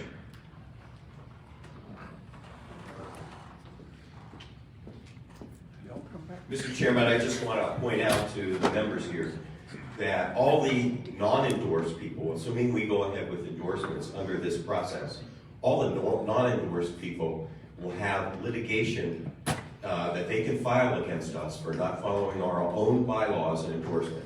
So you talk about litigation, it is very likely Sir, that's that we will have we will have litigation from all the non-endorsed candidates. Mark, you cannot threaten committee members with I am litigation. not threatening anybody. I'm telling you what's going to happen. Mark, you need to calm down, please. Okay, we have business to do. Okay, you're out of order. Is there discussion on the motion? Is there any other discussion on the motion? Mr. Chairman, can we get clarification on the motion? It seemed like part of it you agree with. Well, the motion, Gloria, is to challenge the chair's decision that the process and the procedures as outlined in the bylaws have been followed. Okay? So first we'll do this. Clarification that a yes vote means that A yes vote is the challenge succeeds and the chair is overruled by the committee. A no vote is the challenge is defeated and the committee proceeds with its meeting and the report that was presented. Is any questions about that? Can I just ask a quick question? Yes, Joe. Sure. Clarification. So it is my understanding, and thank you. Should you stay?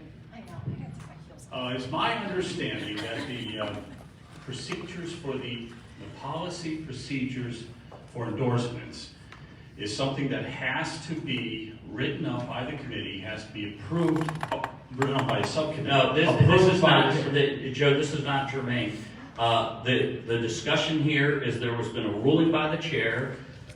There has been a motion to challenge the chair's ruling. We're going to address that. We cannot get into things that are off topic on this. It's not an I thought that's what this was all about. But it's a challenge to the chair. It's not the issue that's before the committee. The issue before the committee is specifically what. I call for a silent vote. A silent ballot, please. Excuse me? A silent ballot? A silent ballot, please? A silent ballot? Yes. A secret ballot? Yes. Okay, so there is a motion that the challenge of the chairman would be done by secret ballot. I need 3 seconds. Second. We have 3 seconds. So we do actually have a procedure for this. What we will do is the chair will appoint Dan Luschek to pass out ballots. Let me just explain the procedure here first. We're going to pass out physical official ballots to committee members. Hang on a second, I have this right here. So here's our procedures on secret ballots. A committee member may make a motion to vote by secret ballot. At least 3 committee members must second the motion. After the motion is made and seconded by 3 members, the secret ballot voting will begin. The process is done in 2 ways, in person and by phone. In person, I'll go through that first and then I'll discuss how it is done by phone. In person, a staff member will hand out official paper ballots to committee members. A ballot will be brought by staff to each committee member's seat to deposit. A ballot box, will be brought by staff to each committee member's seat to deposit their ballot. The ballot box will be brought to the counting table for tabulation by official tellers. 2 staff members will act as tellers and manually count each paper ballot. 2 independent witnesses will be able to watch the tellers count those ballots and verify the total. For those individuals by phone, a staff member will email an electronic ballot to each committee member attending by phone. Committee members will record their vote by reply email. So those of you on the phone, you will get an email. You reply to the email, whether you're voting A or nay on the motion. A staff member will print each electronic ballot out and will fold the top of the paper to cover the name and email address of the committee member to maintain secrecy of the ballot. The folded email ballots will be given to the tellers to add to the count. 2 independent witnesses will also be there to watch that take place. The tellers will bring the combined total to the chairman and the chairman will announce the results. Are there any questions about that process? No one needs to agree with you, right? Clarify. That I will clarify the question here. So, an aye vote is a challenge to the chair and disagree with the chair's ruling. An aye vote is against the chair's ruling and in favor of Mr. Burns' motion. A nay vote is to support the chairman's ruling and the chairman's decision then to move on with the Endorsement Policy Review Committee, Screening Committee's recommendation. So once again, we don't have to do this separately now. We can actually do this at the same time. So those of you on the phone, you will get an email. An aye vote is against the chair's ruling, and a nay vote supports the chair's ruling. Are there any questions, people in the room or people on the phone? Okay, I'm going to, some people started doing this. Habasiak. Oh, okay, he's got his ballot. So staff got a little bit ahead of me. Dan Luschek is passing out the ballots. Henry Morris is collecting the ballots with the nice brand new official ballot box that I recently purchased on Amazon.com. Hey, we need ballots over here, Dan. The chair appoints Justin Biss and Clay Morris to act as tellers. The chair appoints Garrett Arnold to act as teller for the electronic votes. Hey, Garrett, did you send that out? And did you send that out with the explanation on the aye and the nay? Okay. The chair appoints, how about Shannon Burns, since it was your challenge to the chair to be there, and Mark Wagner, why don't you be the other witness since you're like right in eyesight? Or would someone else want to volunteer? All right, thank you. We'll take a few moments here as the ballots are collected. Henry, you want to pick up the slack there a little bit?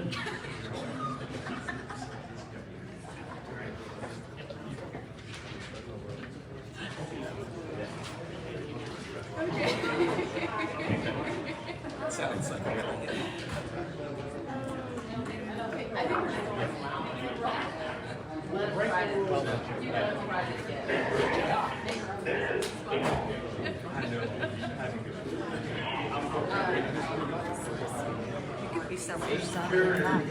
I ask that folks that are leaving, please return quickly, okay? So don't take a lot of time.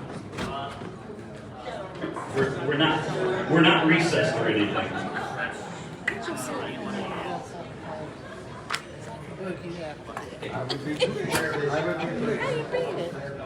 Hey, Henry.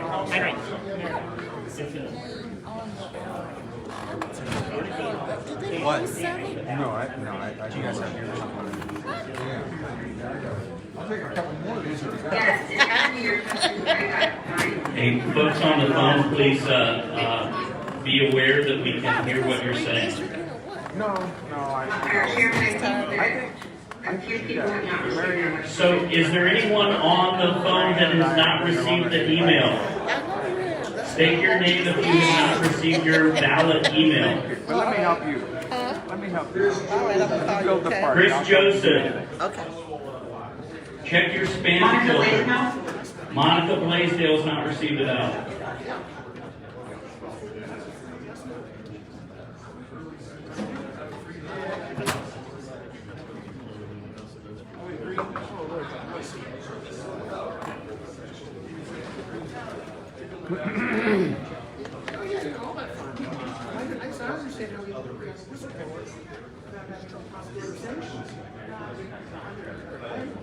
We're not going to take away my benefits.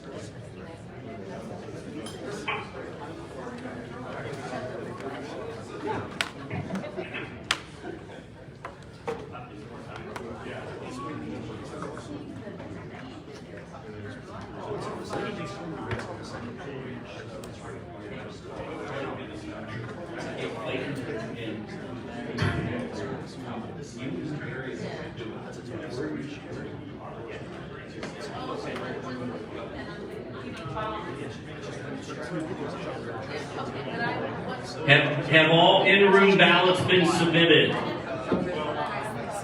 Have all email ballots been, has anyone not received an email ballot and not replied? I have not gotten one yet.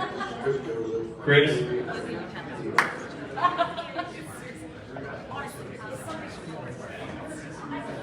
Check it over.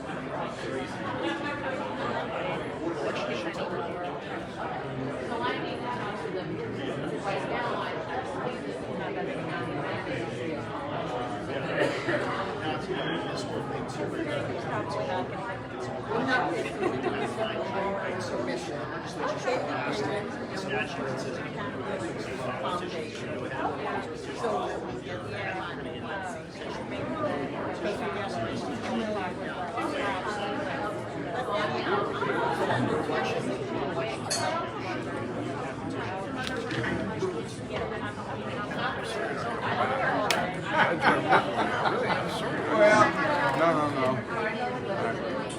I'm really startled at how pleased I am with my decision. I wish I could do what you could do. I wish I could work in Washington. Well, it's just that might work out. Only for you. Well, and your friend was back in the White House.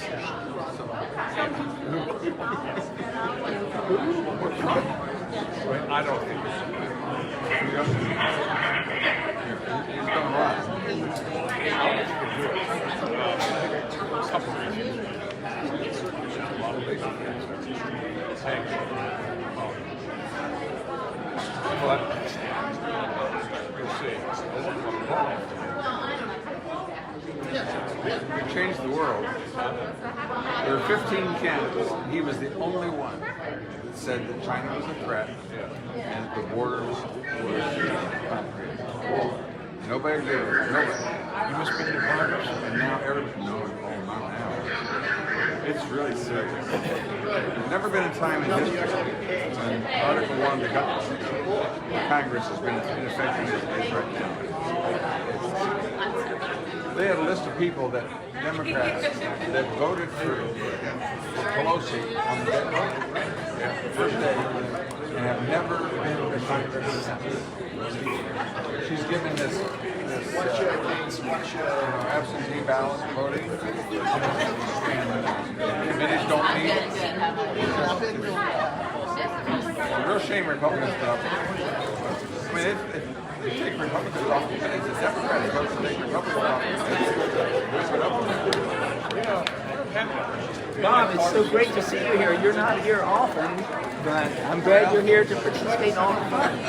Well, this was critical. I wanted to be here. Yeah, but I hope you'll help. this is my last meeting.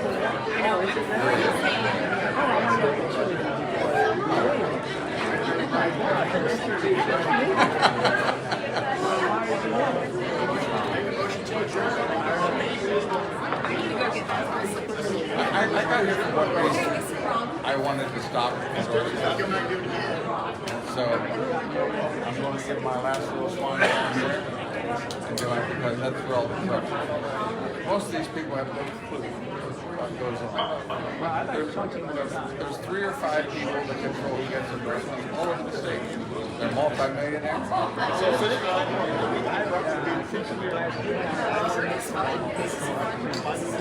I mean, we may not be able to talk about that,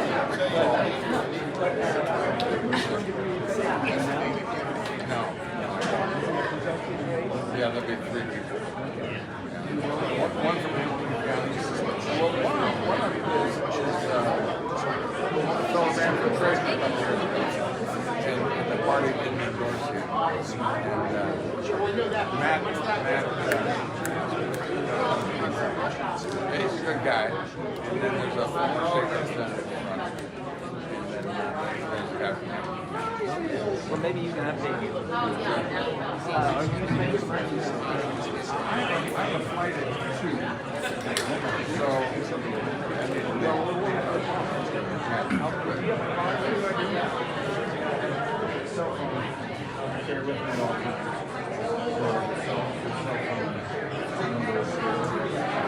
I'd like to help you, Jack, because this is really sad. And what those handful of people I just told you about, they make a deal with the Democrats. The organization, the reason Ohio is not the right word is because Republicans make a deal. You don't recognize who they're doing. So we elect these Republicans. But Ohio is 47th in the constitution. We don't accomplish it. Good. I know I'm very disappointed.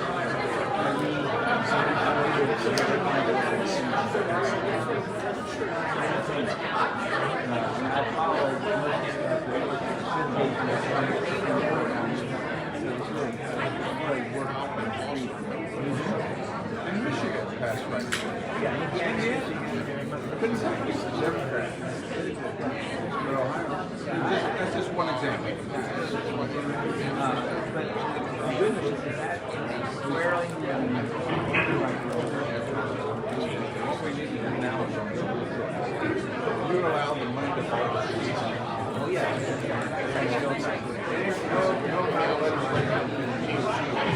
That. Well, we will accept it. But I'm most interested in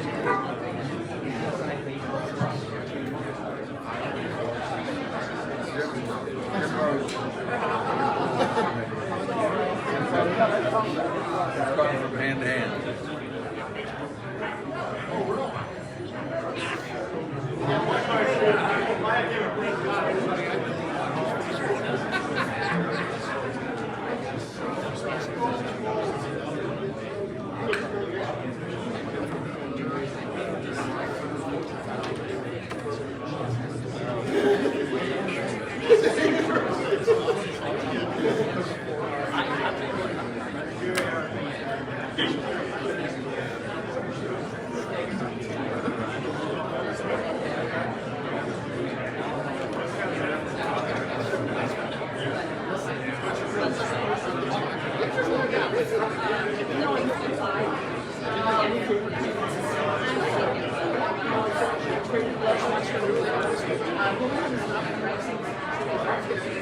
Ladies and gentlemen, please be seated. Please be seated.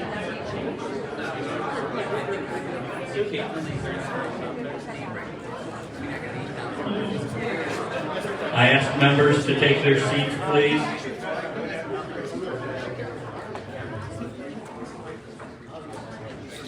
think we have a few stragglers outside.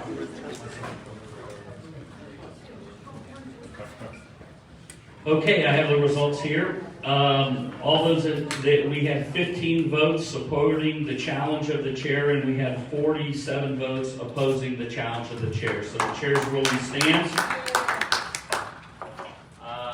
We had a motion at the conclusion of Jim Simon's report. There was a motion made to accept the slate of executive candidates as recommended by the Endorsement Review Committee.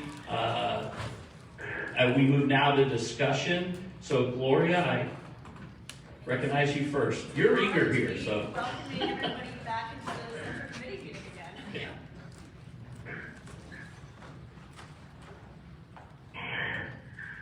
This committee has the right and the privilege to endorse candidates for the good of the Ohio Republican Party. We want to win in November. This is a very important election, and we need to listen to Republican voters as we proceed with this endorsement process. In my opinion, we should not be voting on a slate in order for some candidates to hide behind the support of others. Each state official candidate should be voted upon by a roll call vote. And I say this because this will clearly show the support of the committee and validate their right to party support and all the benefits that come with this endorsement. I cannot vote on this slate while representing the constituents in my district. I support the endorsement of many of the listed candidates. If the committee will not vote on each candidate individually, I must then vote no on the slate and instead will publicly endorse those I do support. Thank you. Thank you, Gloria. Any further discussion? There was one other person I thought. Okay, Brian? Oh, Brian? Mr. Chairman, move to amend. What's your amendment? I move to amend to remove the name of Secretary of State Frank LaRose. There's a motion to amend by removing Frank LaRose from the list. Is there a second? Second. There's a second from Doris Peters. Is there discussion? Yes, I'd like to speak to the motion. Everybody here, I will not reiterate the letter I sent to the committee earlier. I just want to make one additional point that is in response to the committee's report on how they came to their judgment. President Trump, I believe, set a new standard for public officials of both political parties. He demonstrated that you can make tough campaign commitments and expectations and then deliver upon them once in office. Politicians have and I can say this as a former elected official in 2 different offices, politicians have a reputation oftentimes of being two-faced, speaking out of both sides of their mouths from time to time, all too often, where they say they're going to do one thing. We all remember when Bill Clinton ran for president and he said he was not going to raise taxes, and then he came into office and 4 months later he says, well, I tried, but we have to raise taxes. In fact, President H.W. Bush had the same mistake. He promised not to raise taxes. After 4 or 5 months or a year, he made a deal to raise taxes.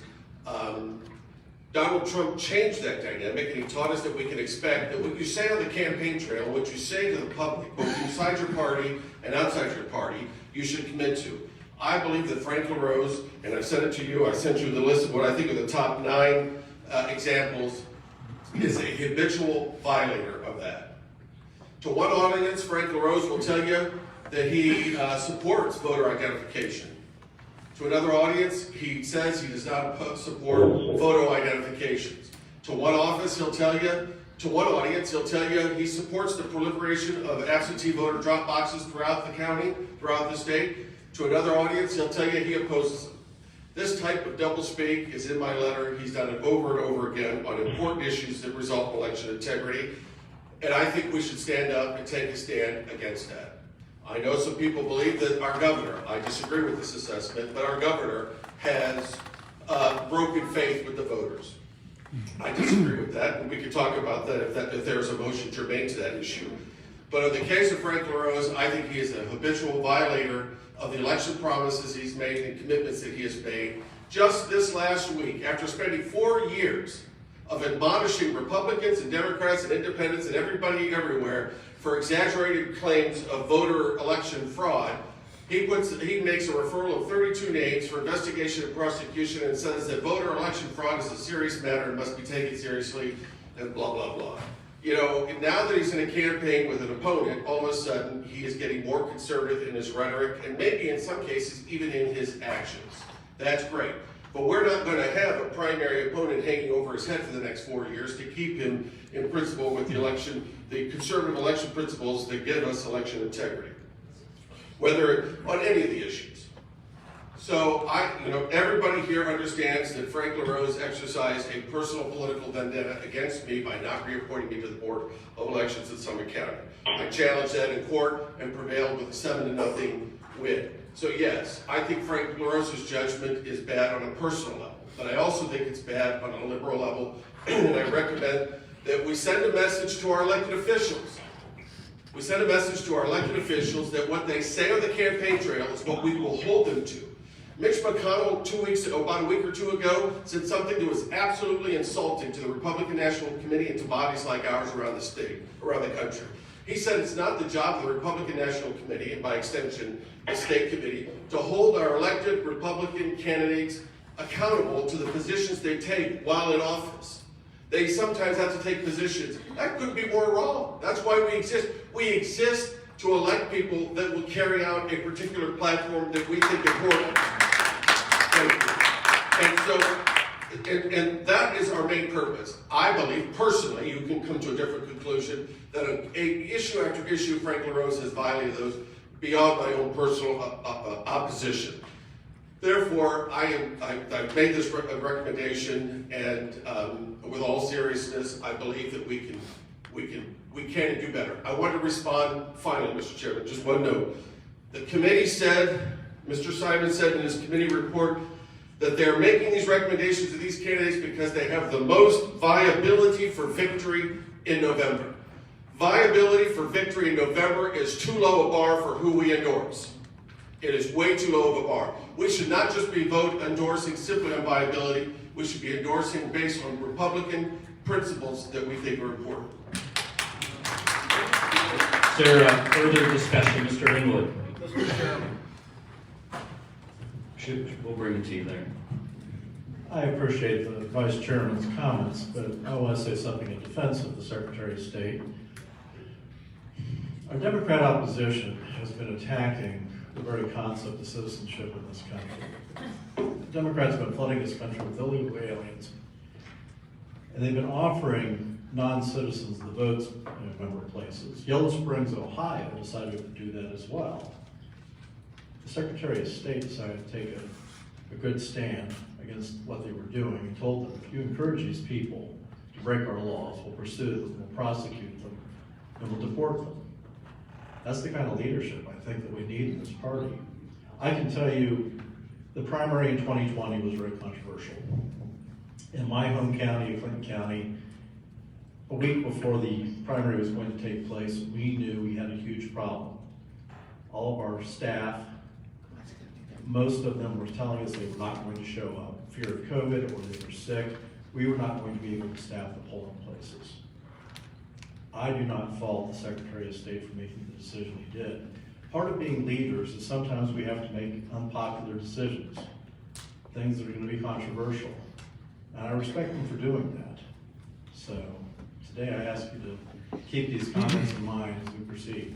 Thank you. Thank you, Tim. I'm sorry, Jack, you're next. I think Angela was first. Yes, Jack is a true gentleman. I appreciate that, Jack.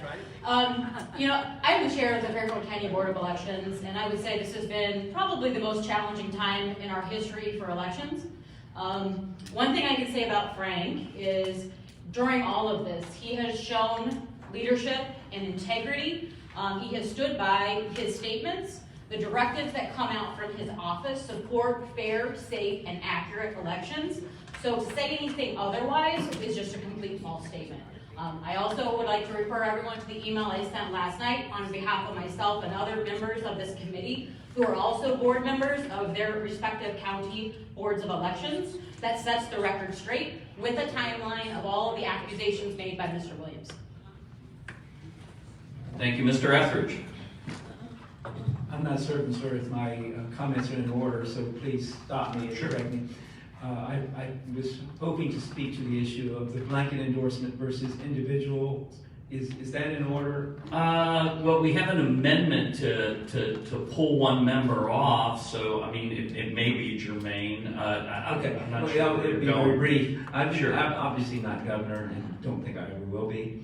But I tell you what, if I was governor of a great state like Ohio is, I would be itching to talk to this committee and explain why my individual nomination should be considered and recommended for endorsement. So the idea of blanket endorsement to me falls below our stature. I think that we've got great office holders. We're going to debate them, and I think we should consider them individually. Okay, thank you, Jack. Mr. Simon had a... One point of clarification, my esteemed colleague, Mr. Williams, pointed out a word choice that I would say is probably not the best word choice. Words are sometimes like crayons, and I think the word viable maybe was a claret. I should use something more along the lines of cardinal red. Certainly the committee looked at the individuals who have primary opponents and general election opponents. And I think it is safe to say that we would not have endorsed anyone who was merely viable. Certainly there are some candidates that we've not endorsed who I'd say are not viable, but everyone who we endorsed, we had the strongest confidence would win convincingly for the Republican Party because we're in the business of electing Republicans. Thank you. Yeah, well, I'm going to go with Gina first, Congressman, and I'll come back to you. Okay. I think it's very, very important, too, being on this committee, that we don't pit a Republican against a Republican, especially in the primary. The people of District 1 want to make those decisions. They don't want us to make those decisions for them. They're encouraging more and more people to run. So if we did a blanket thing to endorse in the primary, while there are other Republicans running against these Republicans, that, I believe, is a conflict, at least with me and the people of District 1. I have to go with the people of District 1, which would be, please do not, the primary is the people's vote. So let them have their vote. Thank you, Gina. Congressman McHugh? I want to speak to the whole issue, not the La Rosa part. No. When you're ready, when the time goes. Yeah, okay, we'll come back to you. I'm not sure what you're going to say, so it's kind of a... Well, I understand the issue is to amend it. To amend it to pull out specifically Secretary of State. And I don't. Okay, we'll wait then. You'll get a chance to talk because we'll go back to the other discussion at that point. So is there any further discussion? Yes, Leanne.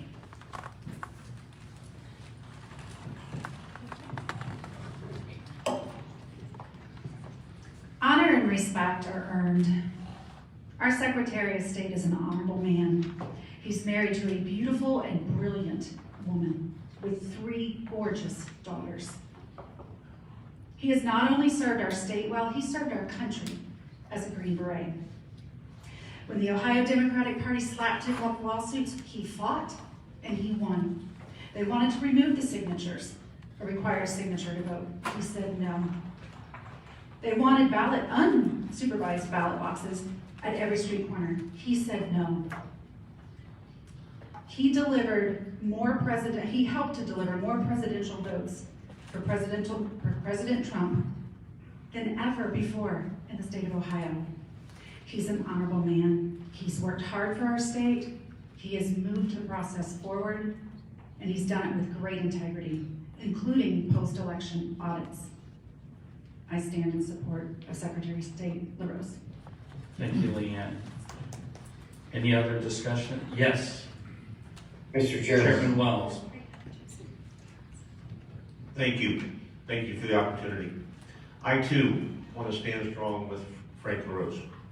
I have served on the Board of Elections since 1994, and I don't think there was a harder time for us board members or staff to stand strong day after day than the last 2 years. I can tell you that he has been there and his staff's been there day after day. And so he encouraged us, encouraged the staff, gave us the leadership. We were under attack every day from the left, and the one thing that was reassuring was that he was there. We may not have all agreed on all the things and the directives that came to us, but clearly, we knew that there was one challenge, is Ohio to get it right and do it right. No matter the results, it was drilled into us every day. Ohio, do it right and get it right. Thank you. Thank you, Doug. Laura. Mr. Chairman. Oh, wait, we have someone on the phone. Whoever's on the phone will get to you. I just recognized Laura Rosenberger. Thank you, Mr. Chairman. While I am fundamentally opposed to primary endorsements for anybody because they create an unlevel playing field and an unfair advantage to the non-incumbents.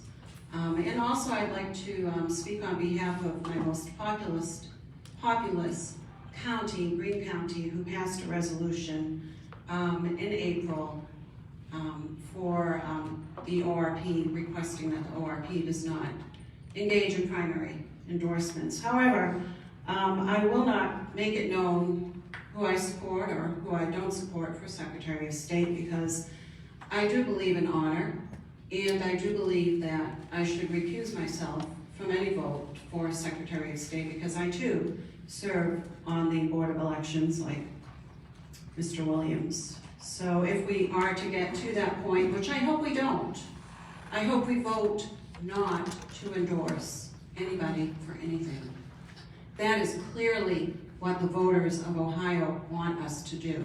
Give them a level playing field so that, yes, and if you are to use that term, viable, which reminds me of the dreadful practice of abortion, we have a viable candidate right here for governor, Mr. Renacci. You all know him.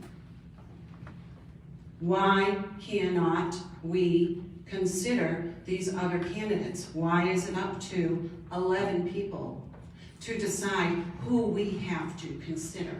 I find that offensive, that 11 people on an endorsement policy review committee is deciding for us who we will or who we will not consider. That is a small minority of this committee. We are much larger than that, and everybody in this room should be able to vote for an endorsement for who they believe is the best candidate. Okay. Thank you. We have someone on the phone. I didn't catch a name and I couldn't recognize the voice that wanted to make remarks. Please do so. Jim McNulty. Hey, Jim. Jim McNulty, in Cincinnati, home of the Bengals. I want to enthusiastically support our Republican slate and the entire slate, but we don't have our slate until after May. We'll have our slate when the primaries are over and our slate has been selected. We've been discussing this forever, Republican against Republican, and it's a useless conversation. I remember when I was in a union, I'm still in the union as a retiree, in the letter carriers.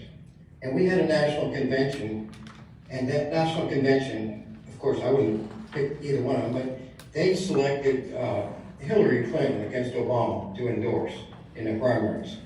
Obviously, they were embarrassed, and it also put them in bad light with Obama when he was eventually elected. It was a huge mistake, and it was improper, and it was premature. I absolutely believe we should not be endorsing in primaries. We shouldn't be calling out Frank LaRose or anybody else at this point. Let's endorse our slate when we have a slate. Thank you. Thank you, Jim. Mr. Bainbridge.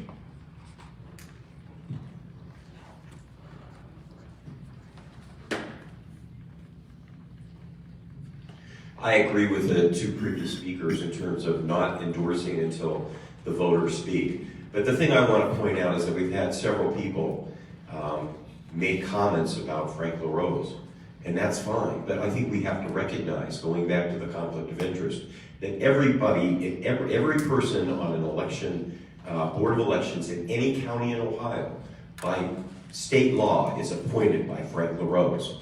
Susie O'Brien, for example, my counterpoint, works for Frank LaRose. The only person probably is Brian, who doesn't have a conflict of interest because he was appointed to his position by the Ohio Supreme Court. So I want everybody to recognize that if you work for a board of elections or Frank LaRose, you really need to recuse yourself from this vote. Melanie. Hey, Mr. Chair, thank you. I want to stand in agreement with contested races. Uncontested races, I think it's fine. We get our candidates ready, rolling for November, for victory in November. But on uncontested races, you can see the divisiveness it's already created in the past 20 minutes. Whenever we stick our nose into contested races and primaries, it's bad for our candidates. It's bad for our party. It's bad for unity within our party. This goes on all over the state. Y'all know you participate in county stuff. So I strongly encourage us to not endorse in contested races so that we can have more unity and less divisiveness. I mean, look what has had to be said here about our candidates just from this process alone. Okay, Greg. Well, I appreciate everyone's comments on this. I've been working a poll since I've been 9 years old with my father. I'm 71. And I cannot tell you how many times people come up in a Republican primary and ask for a Republican slate card. Who's Republicans backing this year? Who are you backing? Why are you backing? It's our job, folks, to sort out the good candidates. You take Governor DeWine, you may have an issue with him, you may not. But when you're governor of all the people, not just Democrats, not Republicans, not independents. You make the best decision that you can for the state. Needs a heck of a job. But I can tell you, I've been working these polls all these years, and these people rely on us when they walk up and say, do you have a slate card? Who's the Republicans backing? Folks, that's our job, to support candidates. And if we don't, then what are we even doing here? Thank you. Mr. Carter. Oh. Yeah, I move to call the previous question. Okay, we just had somebody on the phone that spoke at the same time as you. Can I at least address this person on the phone before we take your call? Thank you. Thank you. There's a person on the phone that made a statement, or maybe. Yes, Denise Briggs. Hey, Denise, you are recognized by the chair. You know, with that last comment being said, you know, I could appreciate that. I know in my own county, we have on the slate cards, you know, that we recommend are those that are running unopposed. You know, for the longest time, I have not had one constituent that has supported our governor. And they are screaming at me continually, not to endorse in the primary. They want to have their voice. They want that level playing field. I've not had anybody. They're very disappointed, and you know, I don't blame them. So I have to give my voice make my voice heard for my constituents that I've been listening to for the last year and a half. Thank you so much. Thanks, Denise. I just take a moment. Dan had called the question. I'm just taking a point here. You know, we've had a lot of discussion that hasn't been specifically germane to the amendment by Mr. Williams, and I've tried to let that go, but I want to remind everybody that we do have limitations on the number of times people speak and how much they speak. This isn't the United States Senate, so there won't be a filibuster or anything like that. So I ask people to try to stay germane and try to stay specifically at the issue at hand. as a gentle reminder. Now, Dan has called a question. Is there a second? But I do know there's a member here that has a question. Is there a second? To call the question? Okay. So the motion is there's a motion to end debate. So all those in favor in ending debate and motioning on the, and voting on the, all those in favor of ending debate on the motion to remove Frank LaRose from the slate, did I get that right? First the people in the room, then the people on the phone. All those in favor of removing Frank LaRose signify by saying aye. Aye. Wait. Oh, no. Sorry. Thank you, the parliamentarian.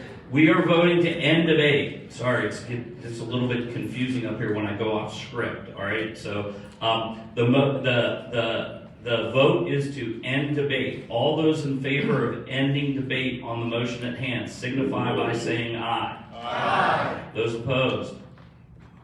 All those on the phone that agree with ending debate signify by saying aye.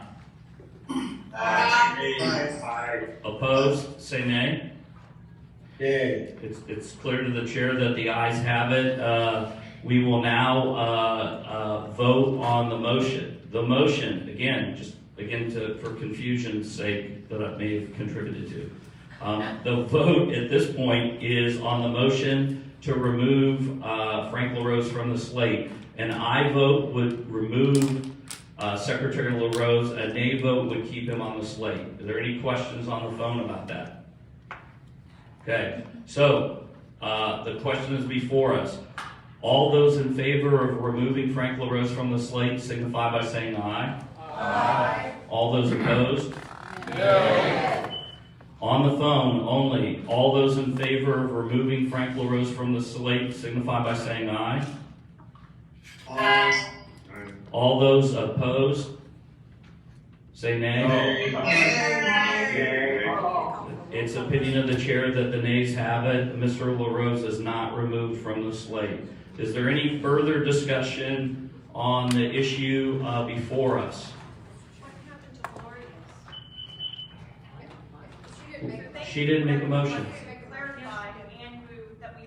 Oh, that was a discussion on the motion, so it wasn't a motion, but now we're back in discussion. So if you would like to make a motion at this time, you are free to make a motion. But you have to just let us know specifically you are motioning and what you want us to do. I'm moving the vote on each individual candidate proposed. That would include everyone on the list. DeWine, Yost, LaRose, Sprague, in favor. Did I get everybody? And that we vote by roll call vote. A second. So that is two separate motions. So are you making one resolution on all things? I'm not sure that's in order. You have to do one. You have to do one motion, and then if you want to come back and do another, you can do that.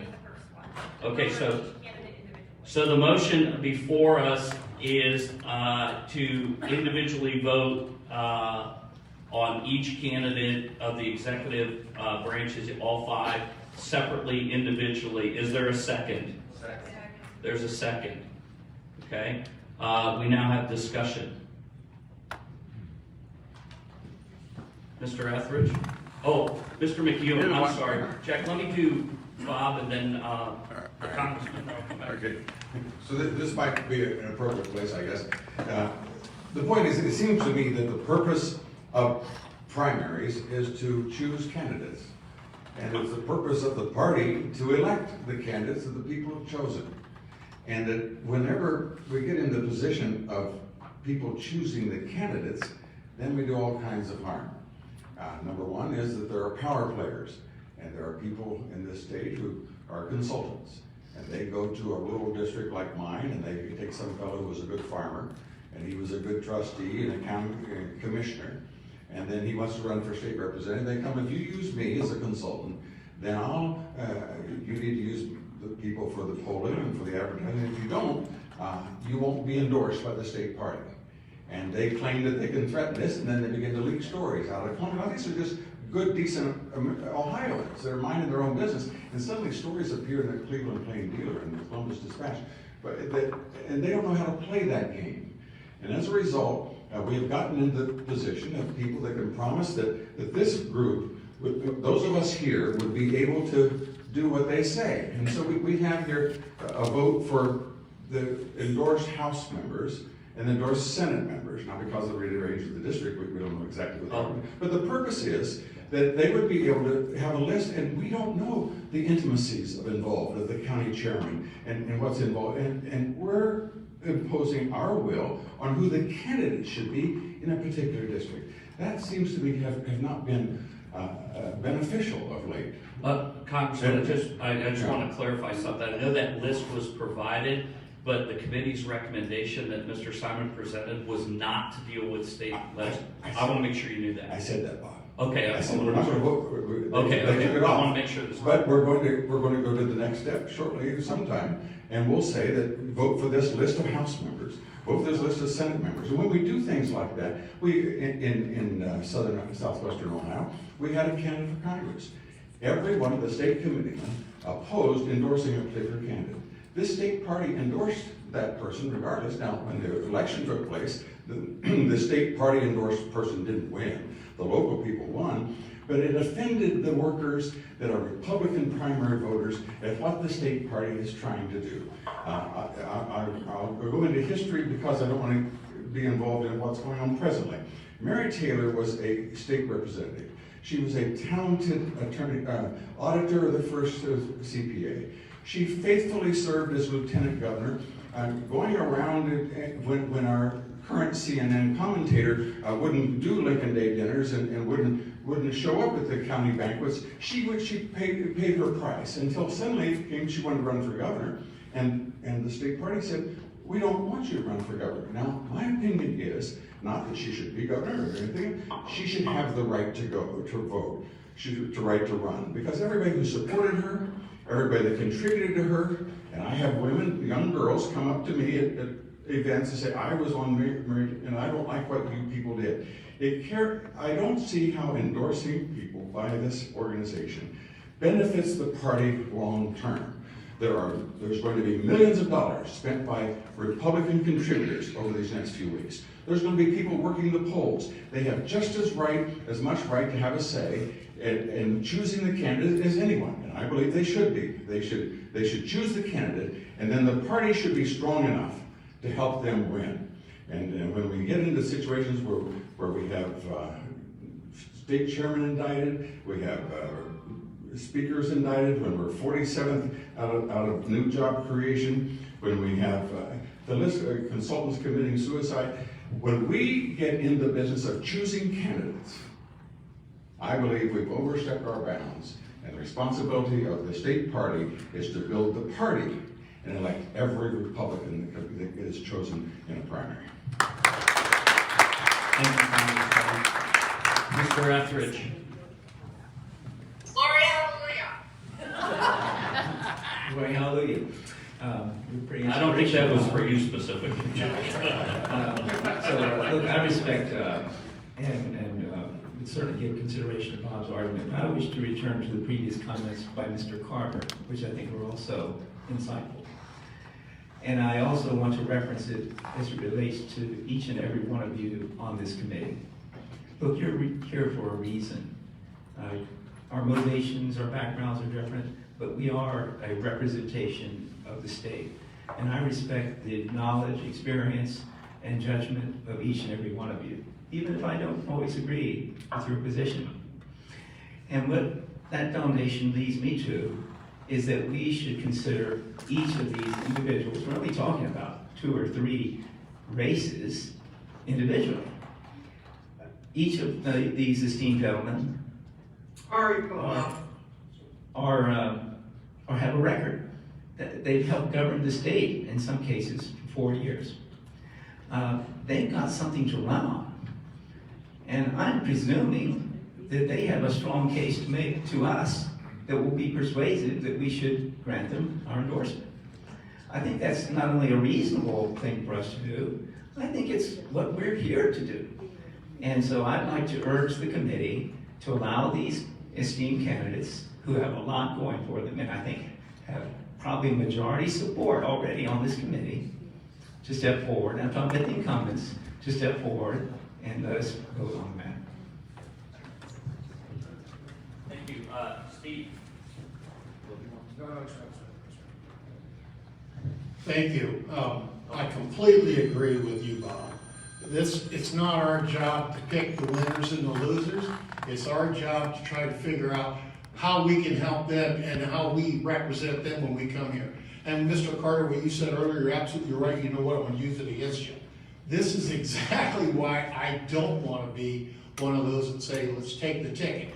Because people come to me all the time asking for those cards. That's because they didn't do their homework and they start getting lazy and they just want us to do their job for them. It's not our job to do their job. Our job is really to be here to represent the people in our district. And I can tell you the people in my district, I can promise you they're far and away that they don't want us to endorse anybody. And without being out of, I'm sure I'm going to be out of rule here, but when it comes to endorsing the central committee members, that's a whole other subject I can't hardly deal with. Well, God love you, Steve. Laura? Well, as I said before, that I am wholeheartedly against primary endorsements. Should we go that route today, I am in full support of Gloria's move to separate the candidates. And I would like to offer an amendment to that might help level the playing field. I'd like to offer an amendment to Gloria's motion that should we endorse these candidates, we offer the candidates that are not being endorsed an equal compensation for what was spent on the state candidates while they were not endorsed. Millions of dollars. Yeah, Laura, I don't believe that. I don't believe that's in order. I mean, we I'm have a offering an specific- amendment, they can vote on it. I don't know that So, you can amend an amendment millions that of hasn't dollars, passed. millions of dollars of in-kind and cash contributions were made to the unendorsed candidates in 2021. That is a fact. Laura, this So is I'm not- offering this an is- amendment This is that not, you're out we of offer order. the unendorsed candidates an equal compensation of the same amounts for each office. Laura, your amendment is not well received. You've spoken a lot today, and I've tried to be liberal and giving folks time, but we have an amendment that hasn't even been voted on. You cannot amend the. Well, Mr. Williams amended Gloria's motion, and we voted on it. I don't believe. We voted on his amendment to Gloria's motion, correct? It's also, Laura, it's not even germane to the issue. The issue Well, I think it is, and my Uh, constituents would think it is too. Well, it's out of order. It's very subjective. It's not germane to this. So you're ruling me out of order? I'm ruling you out of order, yes. Well, I thought it was a great idea. I appreciate that. I appreciate that. Yes, Mr. Johnson, Chairman Johnson. I'll be real brief. I have a great deal of respect for Steve and your comments, and there are members of this committee that are county chairmen and activists. All of us are activists back in our respective districts.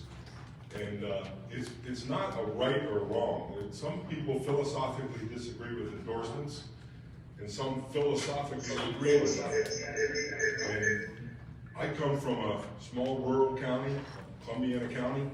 When I first became chairman 30 years ago, we had 3 Republican office holders. And now we have every office in the county but one, actually a pretty good Democrat. And he wants to change parties and be Republican. I said I was going to retire when we won every office in the county, so maybe it would be a good thing for some of you to get rid of me. But so I wouldn't tear each other apart on the philosophy of whether we should endorse or not. My own position is that, I think it was Mr. Carter, somebody suggested people come to the party. Most people in my county, it's amazing, people in my own family, they don't know who the justices are. They don't know who their congressman is. Sorry, Leanne. I'm just telling you the reality. And so we've gone through a process. My job as county chairman is to go out and recruit candidates. I try to find the best candidates that I can find. And I tell them when the time comes, we're going to support you. And so then all of a sudden, 2 or 3 other people pop up and say, well, I'm going to run. And that's fine, they can run. we have a screening committee, just like this group does, and we give fair deliberation. We're gonna have a screening committee of the governor candidates and the Secretary of State candidates in my county set for March 12th. I appointed a subcommittee to head that up, to be the presenter, so I don't spoil the process. People, I'm kind of strong-willed. So, but it'll be a fair process. And I think this should be fair. We should debate these issues. I'm happy to vote. If you want to do a roll call vote, I wouldn't oppose that. When it comes to endorsing this body, I'm against that. I think we should run on our own merits. So those are my thoughts. Thank you. Any further discussion? Chairman, I have a very fast comment, but I just wanted. Go ahead. Just a very fast comment, just kind of, people have already said this, but I just want to get my 2 cents in. I think we have for the governor's race, we have a very viable candidate back here, Jerry Macy, and a lot of people like him. There's really no reason for a race like for governor that we should be automatically just giving the go to Governor DeWine. I mean, he does not have a huge popularity right now. I mean, that's obvious. Maybe, we kind of gloss that over with what we do here and how we talk, but, out there, he's not very popular.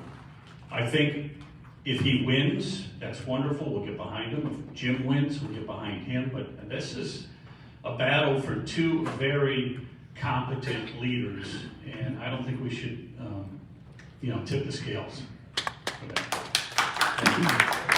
Yes. Bonnie. He knows how Pike County is. I was in 2010, Pike County got very involved. Democrats have been in control for about 85, 90 years. I said, I'm going to change our county, and we hold all offices but one, okay? How did we do that? We gave direction to our county. Most of our county, even if you do vote all the time, you don't always know. Some people don't know. Maybe they don't have time to research it. They look to us. And if we can't look at our state, I don't know if anybody's ever, in the last, 3 or 4 weeks, Ohio is #1 in tons of things in the United States. We have financially not cut taxes. We have done everything. All of our candidates deserve this. So many people don't know that, okay, who should I vote for? Well, we're not telling you who to vote for. We're recommending these are the people that's earned it. They have got skin in the game. I think we need to vote on the slate. Don't put people against, and then if people don't want to in the primary, they can vote whoever they want to, but so many people, especially in my area, they're not sure. And if we can give them direction, I think that we should do that. And I'm just telling you, that's how it was in Pike County. You couldn't even work in a convenience store if you're a Republican. Now, we are able to do that because we gave our county direction. We endorsed candidates. We talked about who we thought was the best. Maybe you have 2 good candidates, but one is surely better than the other. So I think we need to look at this. Look at Ohio. We've been through a pandemic, and we are #1 in a lot of things in the United States. People look at us. They talk about mandates. We don't have any more mandates. We did the best we could do when this pandemic first started because nobody knew what to do. I think it's time we give people in this state direction and let them know if they're not sure that our candidates we have now, our state candidates, they've done a bang-up job. And I would put that against any state in the United States. Jonathan. Go fall asleep there, Caitlin. Jonathan Zucker, 26th Senate District. I stand in support of Gloria's motion. We all get to be on the ballot and be voted on by our own individual merits, not as a slate. And I think that we would like to get back to the point of this motion, and I call question. Okay, question has been called. Is there a second? Second. Question has been called and second. Debate has ended.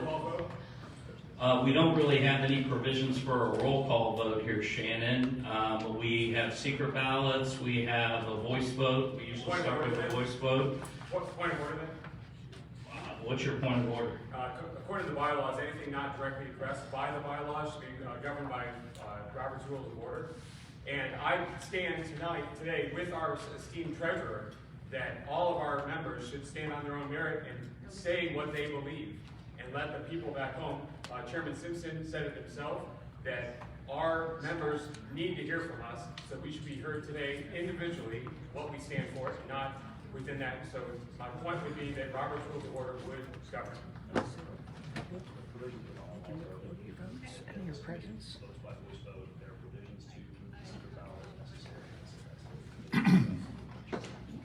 Yeah, the provisions that, do you want to just come up here? Give him the microphone there.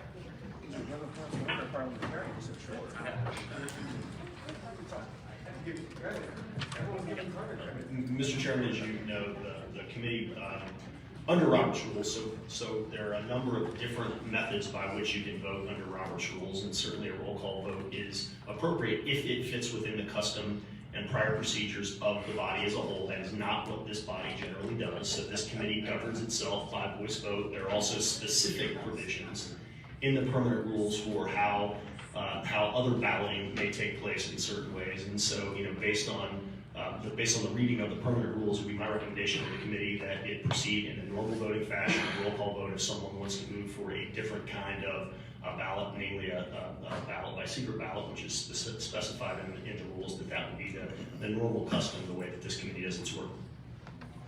So is there any, I challenge the ruling of the chair. I'd like to follow our esteemed treasurer's advice and choose that we as a body can decide for ourselves. The parliamentarian just said that. We can decide to vote by roll call. That's our choice as a body.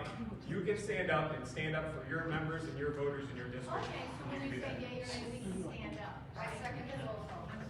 no, in an actual roll call vote, we would call out your name and we would record your vote. We haven't done that here before on this committee, so we don't really have a procedure for setting Mr. that. Chairman, So we had a call. You're out of order, sir. We had a call to the question. The question has been called, and the procedure would be to go to a voice vote. So we would do. I challenge the ruling of the chair. Okay. So the ruling of the chair has been challenged. And I call for a secret ballot as well.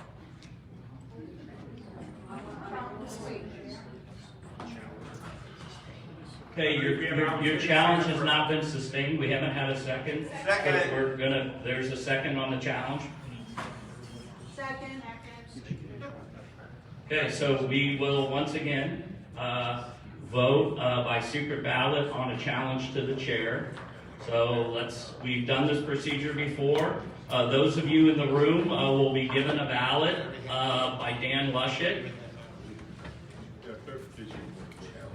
Well, the challenge is to call for a roll call vote.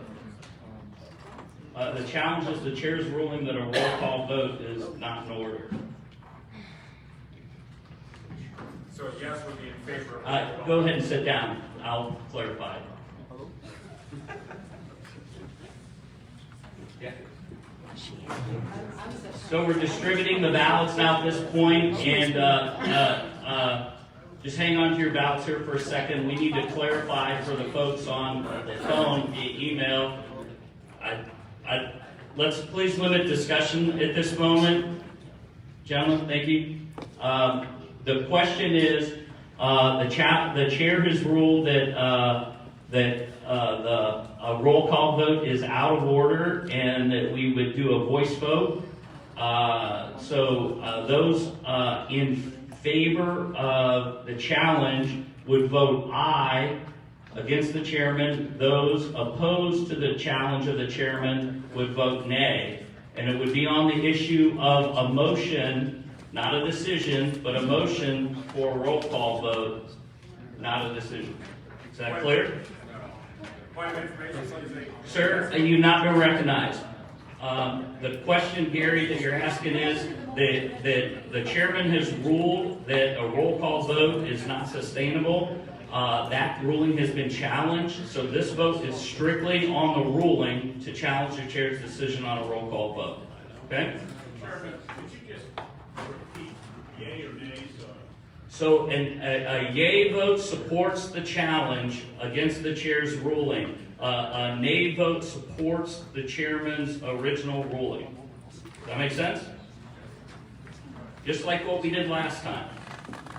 Yes, it's for.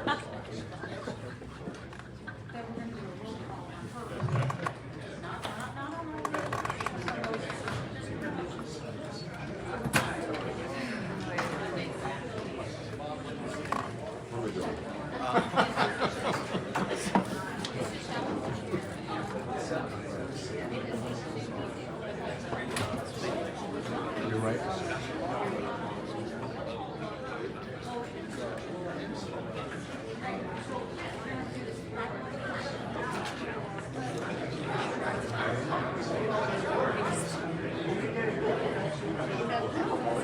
We're gonna be here forever. Yeah, got it. That's what I mean. Yeah, I agree.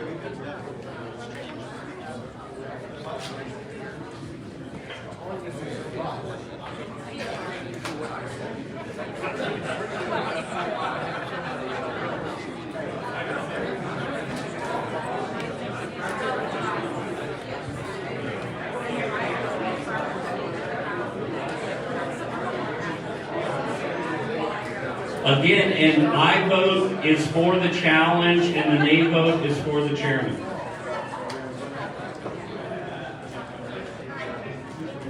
Are we?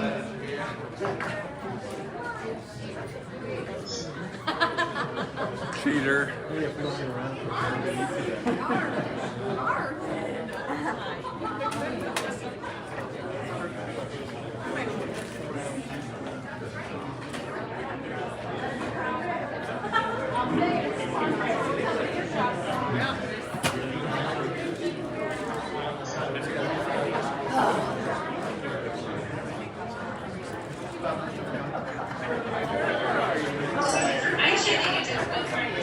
We will keep the same witnesses as we had last time, Mr. Burns and Mr. Wagner. Oh, you got right.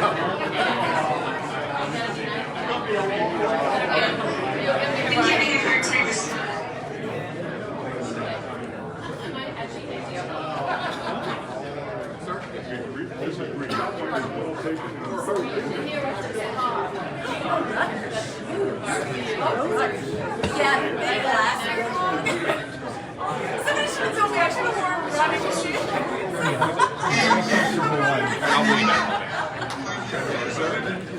Yeah, I think the head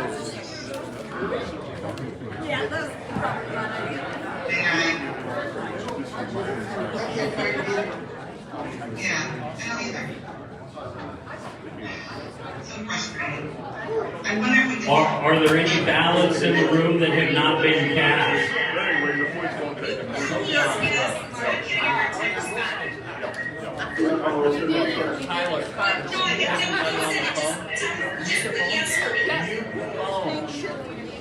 I need to use a restroom.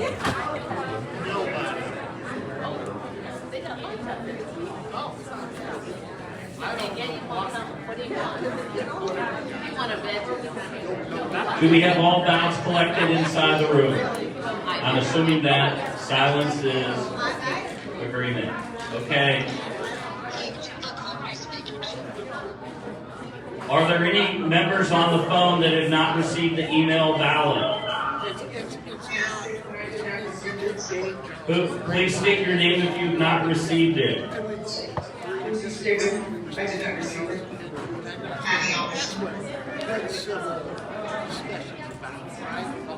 I just used the old one. Check your junk mail. Mine was in the junk mail. Hey, the committee's going to take a recess here for 5 minutes. Box lunches are available. Go ahead and grab your box lunch. We'll be in recess for 5 to 7 minutes here, and then we'll reconvene. The committee is at ease. Thank you.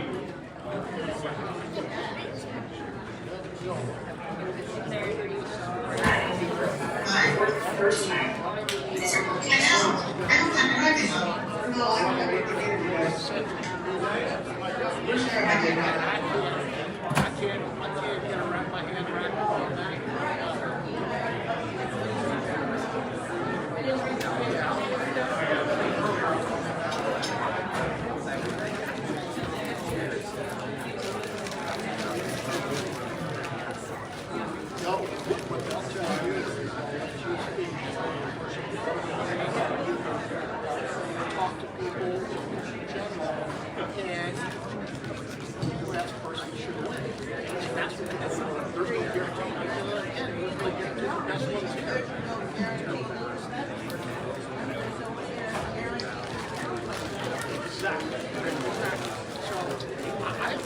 somebody gets one, so right now, everybody, when they run against me,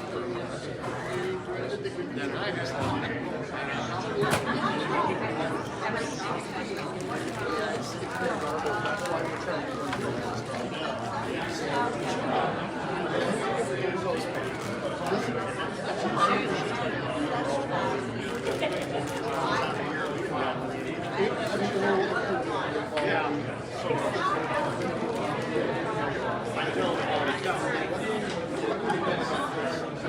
Good.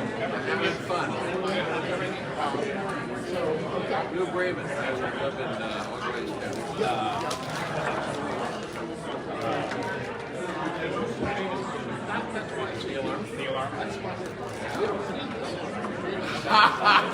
You know it was close.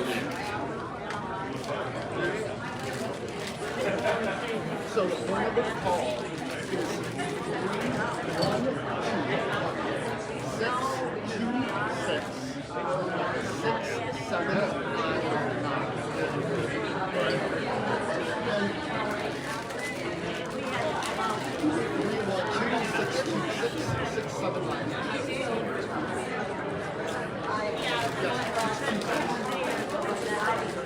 and then when the meeting, so all we agree, and you know, there's a little longer number. I agree with him. In each 5 minutes, people out in my neighborhood, 2, 4, and 2, 5, 7, exactly like and that's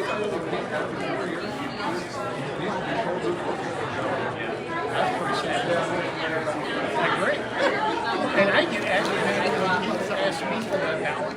So, because that's what happens to me. So it's just all moving on. They're not going to ask us for meetings with that number. And then what's going to happen is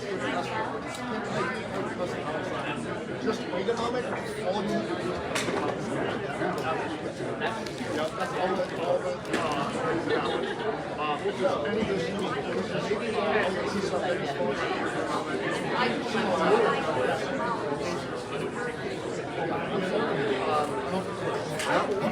I think we should all work for who we want. Yes. And whoever wins, then we jump and help them. Then we, that's exactly right. Then we get over and you know, the one I really can't deal with at all, you mentioned it earlier, is Central Committee, voting to endorse,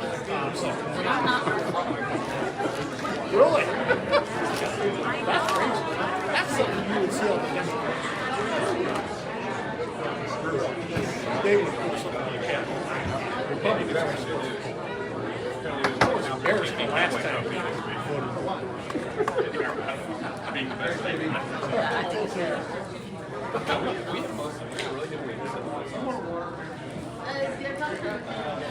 Are you home? Perfect. You hold up, all right?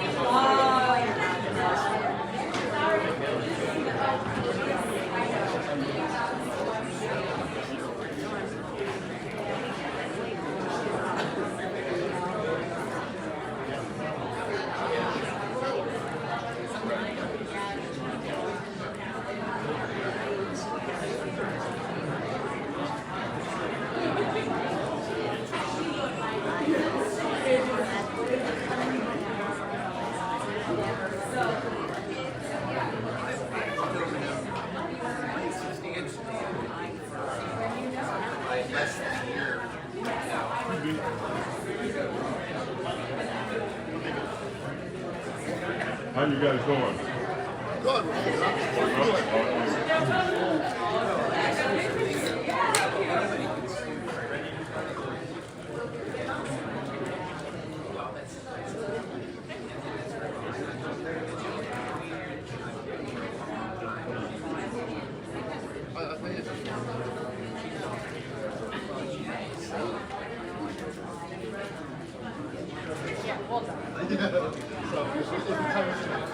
Yeah, I think that's saying.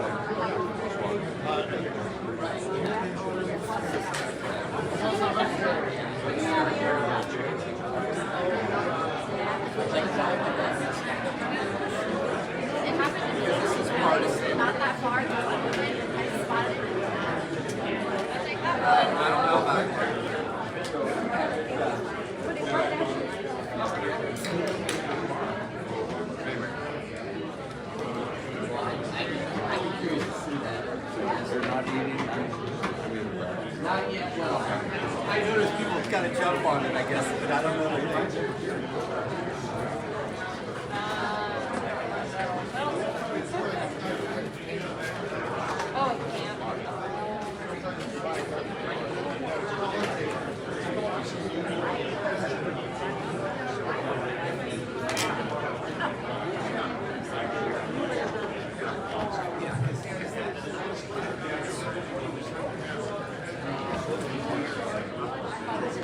Ladies and gentlemen, I'd like you to take your seats. We're going to call the meeting back to order here momentarily.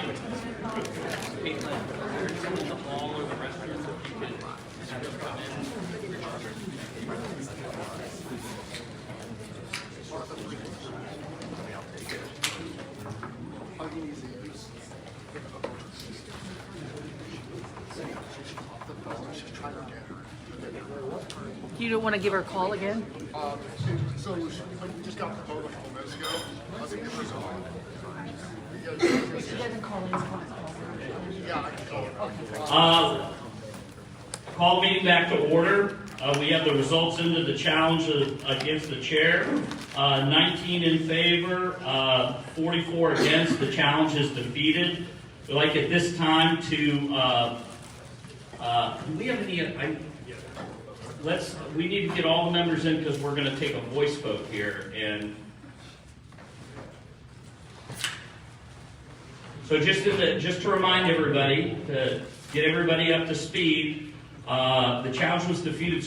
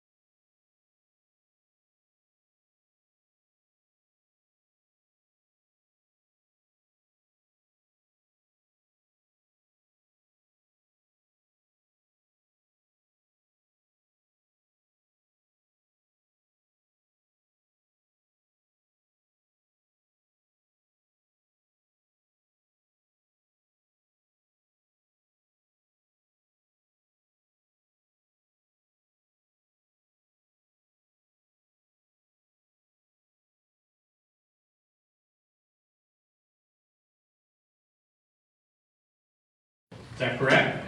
That is correct. Yeah, you're going to get another ballot. Right.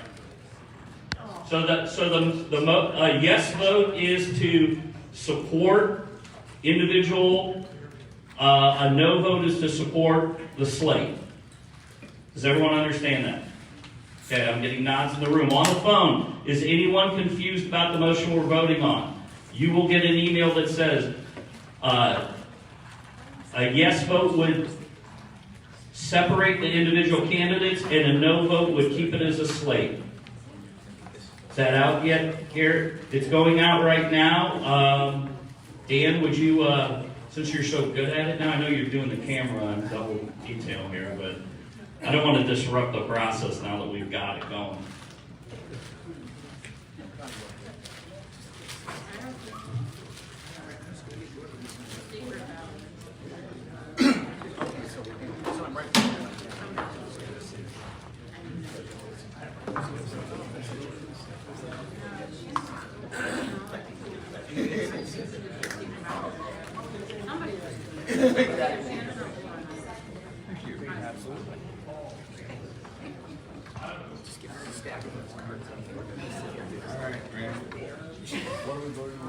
We're going with canary ballots this time.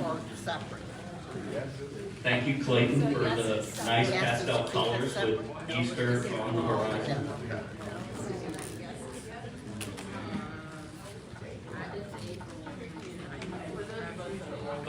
No worries. Once again, yes vote is to individually consider the endorsements of the 5 executive offices. No vote is to keep it as a slate, and vote as a slate as recommended by the endorsement committee.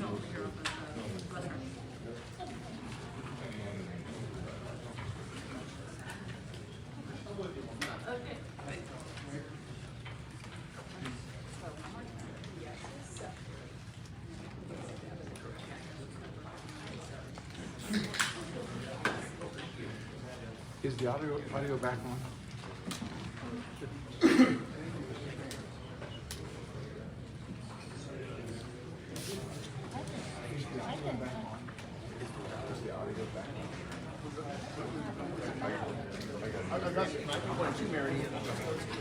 Let's last one. Gloria, would you like to witness? Be a witness on it? Great.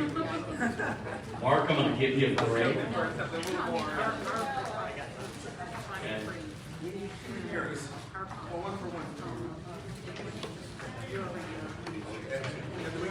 Just hang out there. Make sure you put that in the box for your vote counts.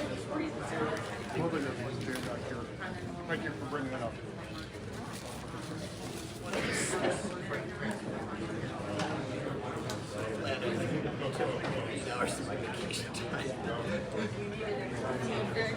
Come back here, I'm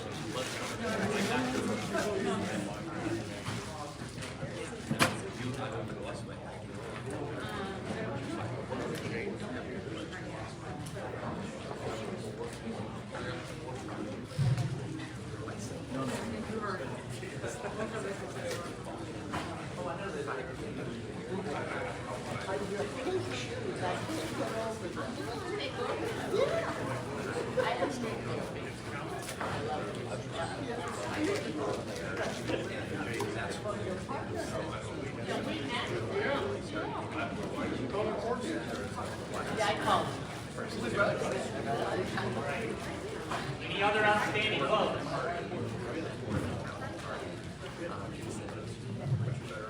Are there any uncast ballots in the room? Okay. Any folks on the phone that have not gotten a ballot or not voted? Okay. I sent mine by phone.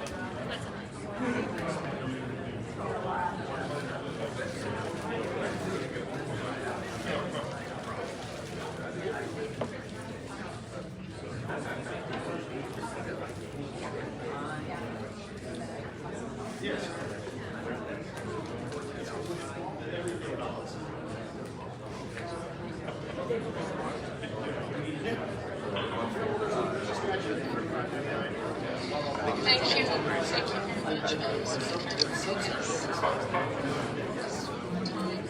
In this house to be speaking is a seminal time in Canadian history and review. It is important tonight that we seem to be looking at two candidates. There's the different division.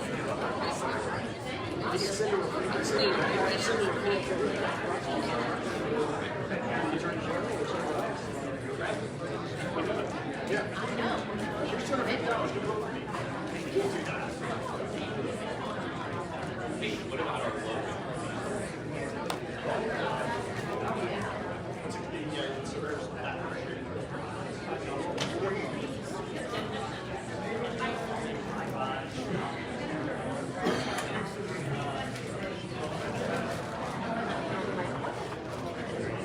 Put it in your fireplace.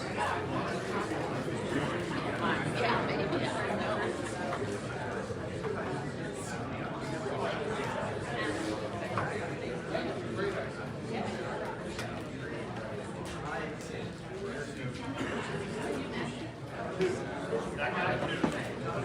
My mother has.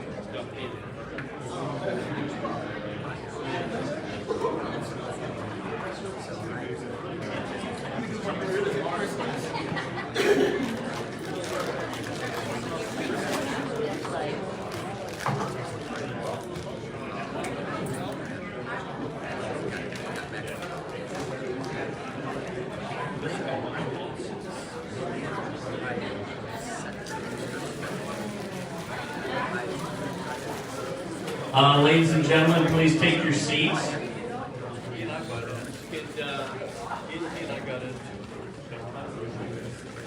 Any members in the hall have to come in? We're asking the members to come back in. I think we're gonna. Oh, no, I think we can be okay. Everybody, we good, Dan? One more.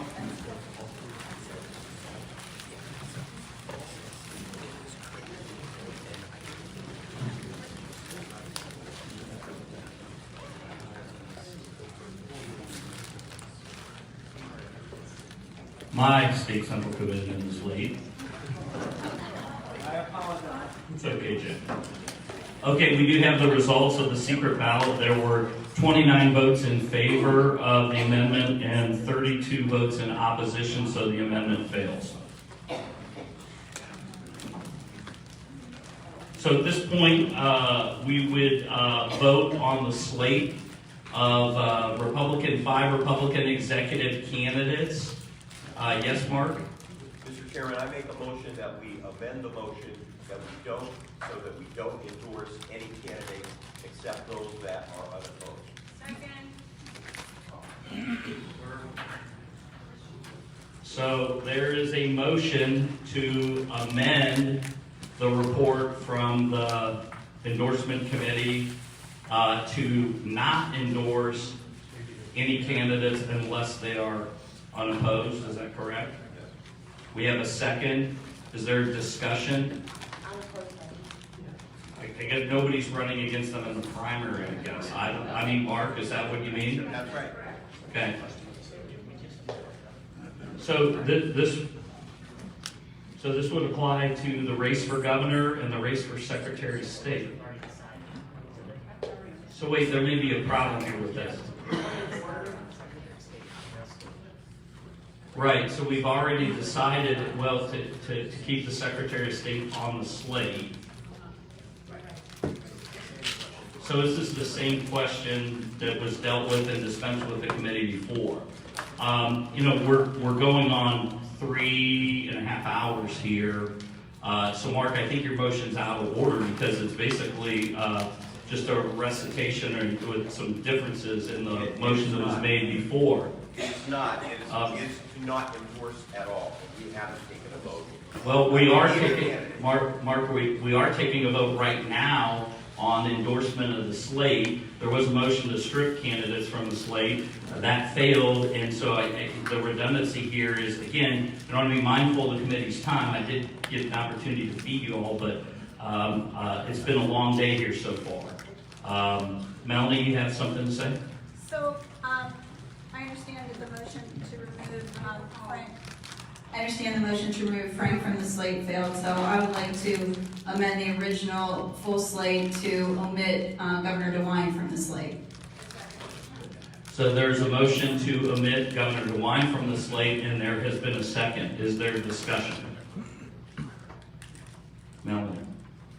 So I make that motion on the same premise that Brian motioned to remove Frank LaRose from the state. We have a sitting governor with approval rating of Joe Biden. So I do not think that this governor will prevail in a general. And that is why he has violated the Constitution, he has violated his oath of office. To give him our endorsement is an embarrassment on this committee. Further discussion. Over here. Sorry.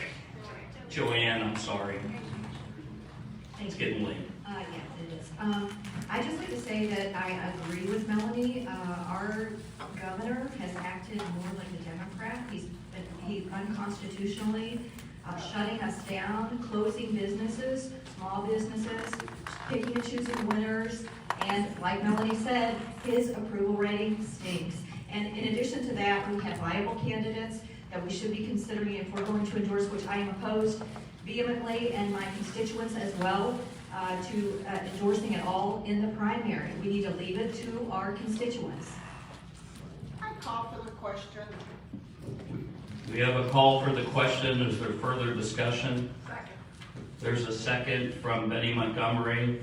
All those in favor of ending debate and call the question signify by saying aye. Aye. Those opposed, no. Aye. Sorry, folks on the phone, please to go second. So let me start this all over again. I apologize, it's on me. All those in the room that are in favor of ending debate and calling the question, please signify by saying aye. Aye. Those opposed, nay. Those on the phone that support ending debate and calling the question signify by saying aye. Aye. Aye. Aye. Those opposed say nay. Nay. It's clear to the chair that the ayes have it. Debate is closed. We now move to the motion at hand. The motion that has been made is to remove Governor DeWine from the slate of 5 candidates.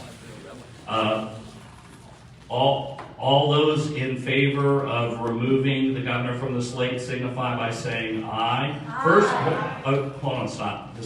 I apologize again. Just the folks in the room, and then the folks on the phone. All those in favor of removing the governor from the slate signify by saying aye. Aye.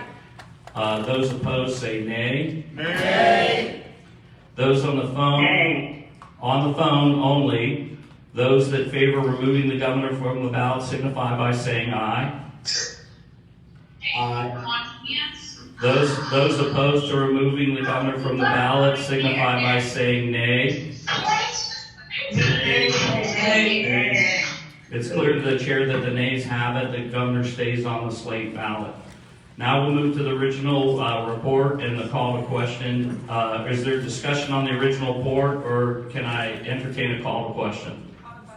We have a call to question. Is there a second? Okay.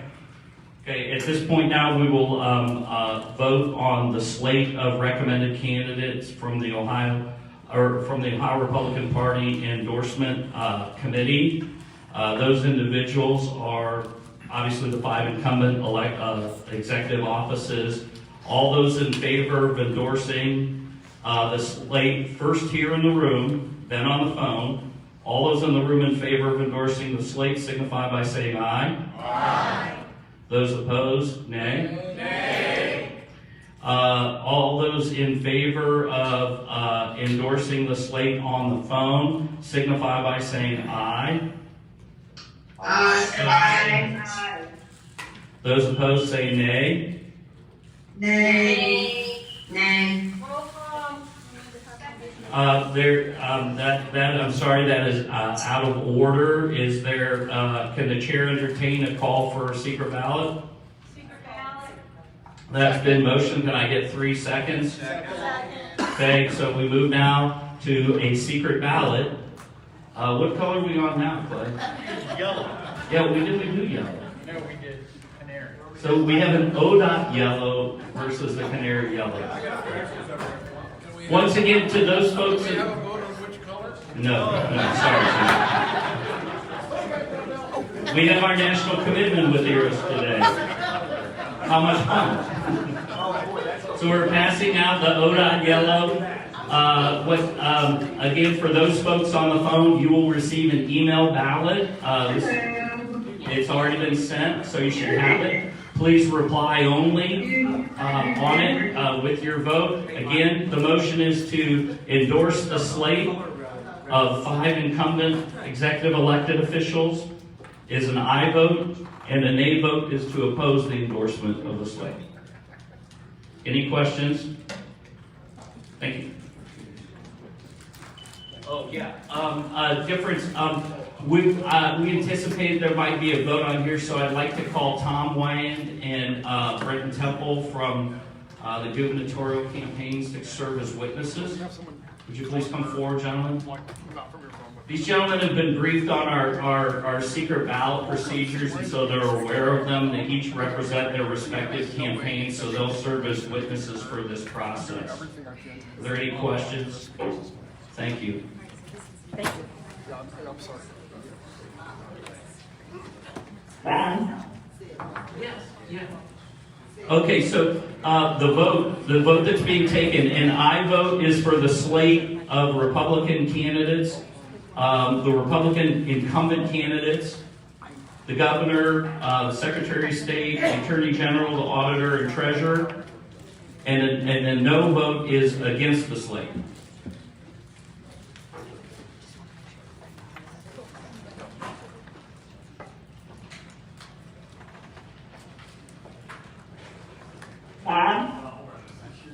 Yes. Yes, who's on the phone? Was there a question? Did everyone on the phone receive an email ballot? Yes, I did. If you did not receive a ballot, please state your name if you did not receive an email ballot.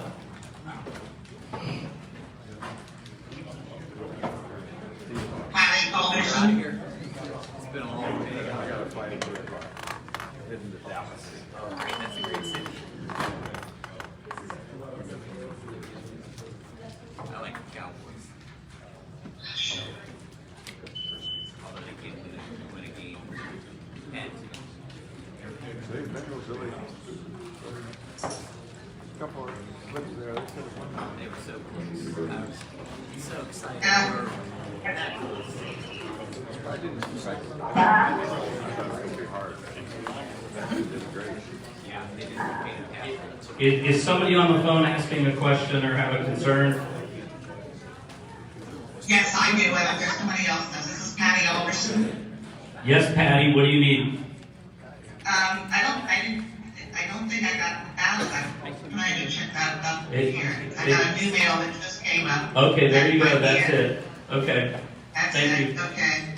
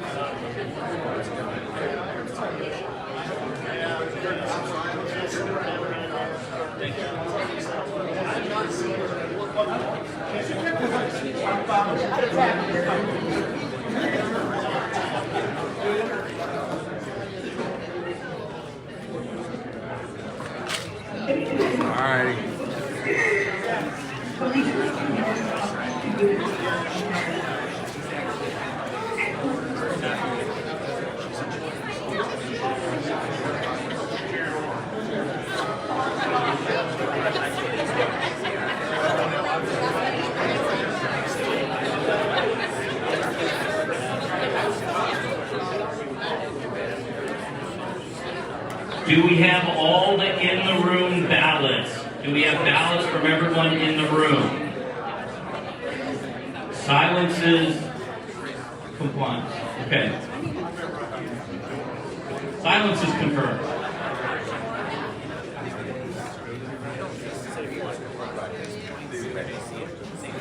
Okay.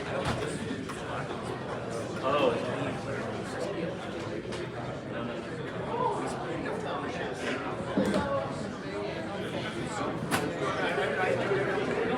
You want to say?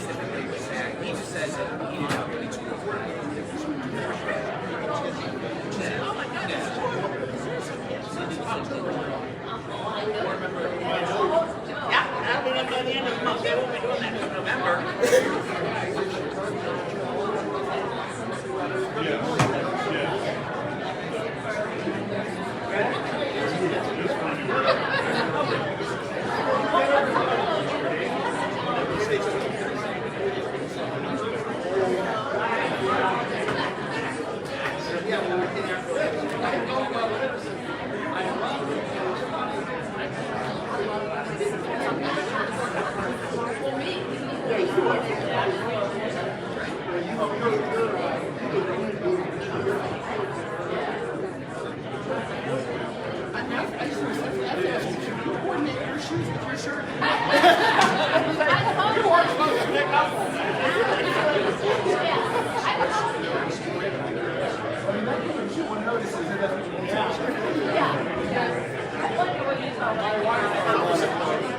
My wife's got a girl.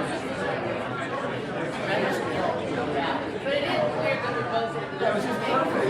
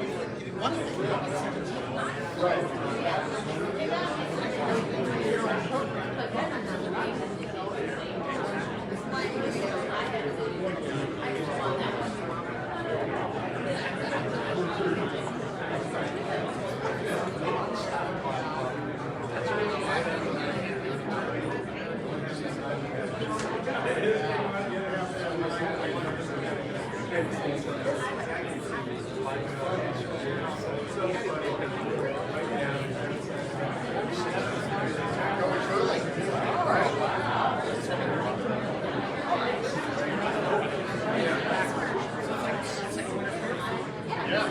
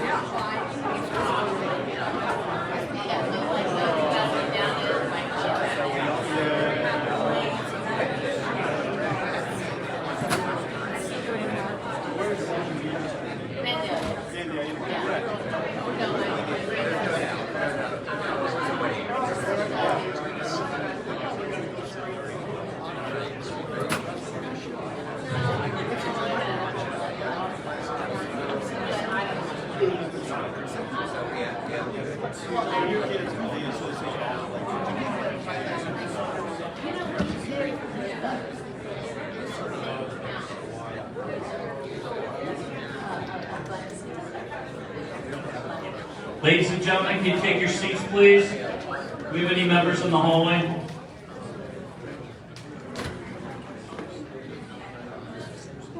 All set? Okay, thank you all. We have the results. The motion, or the vote at hand was to endorse the 5 recommended executive offices. That motion has passed by a vote of 36 to 26. So at this point, I would like to address the issue. As Jim Simon mentioned, we have no legislative maps or basis to discuss endorsements on State House, State Senate, or State Central Committee, and the chair would entertain a motion to table these items until a later meeting. I have a motion, a second? Okay, this require discussion?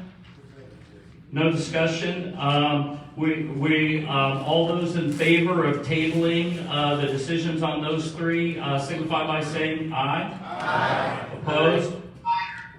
Folks on the phone, aye. Aye.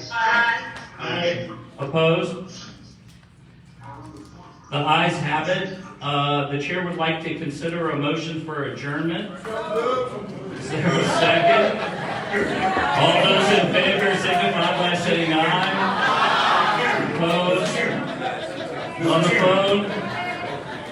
Yes, go ahead, Arthur. This is President Boyd. Listen, before we adjourn today, I've been very quiet. I've been watching. I'm still learning.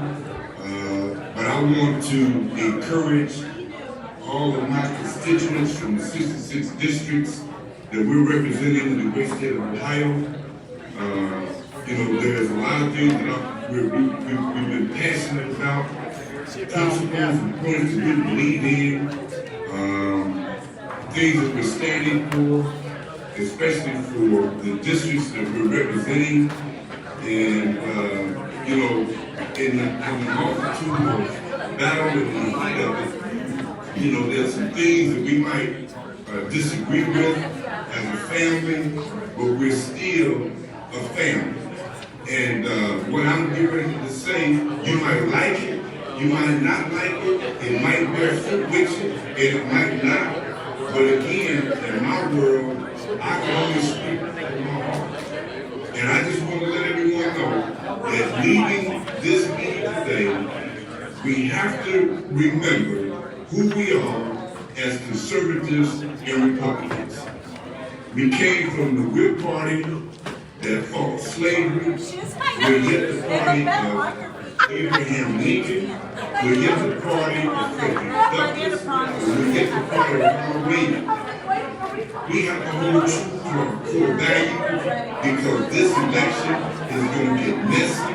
The left, the liberals, the progressives, the socialists are already raising their hands, and we're going to have to make sure that the individuals that we will stand with are electable to fight for us.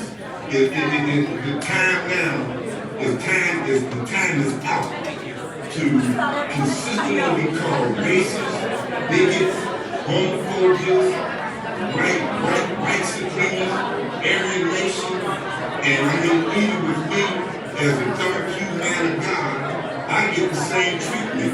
So I'm just saying, we this, no one is pushing back, no one is fighting back, and I just want to let you know that as we leave today, this is something that we're going to have to hold true to because at the end of the day, our motto in the state of Ohio, that all things are possible with God. We're yet a party of liberation. We're yet a party of pro-life. We're yet a party of constitutionalists. We're yet a party that believes in the Second Amendment. We're yet a party that believes in the First Amendment. We're yet a party that believes that all men are created equal. We've been endowed by our Creator with certain number of rights, and many of you might be hearing this, and I know when you leave, it's just like water going out the dust back. But I'm just trying to tell you, in this world that we're living in right now, the left is not trying to take us just down. The left is out to take us out. And we just have to make sure that we stand together strong. Unity, one voice, one sound, making our voices heard, not only in the state of Ohio, but across the country. And I thank you, Chairman. Well said, Arthur. Thank you. This meeting is adjourned.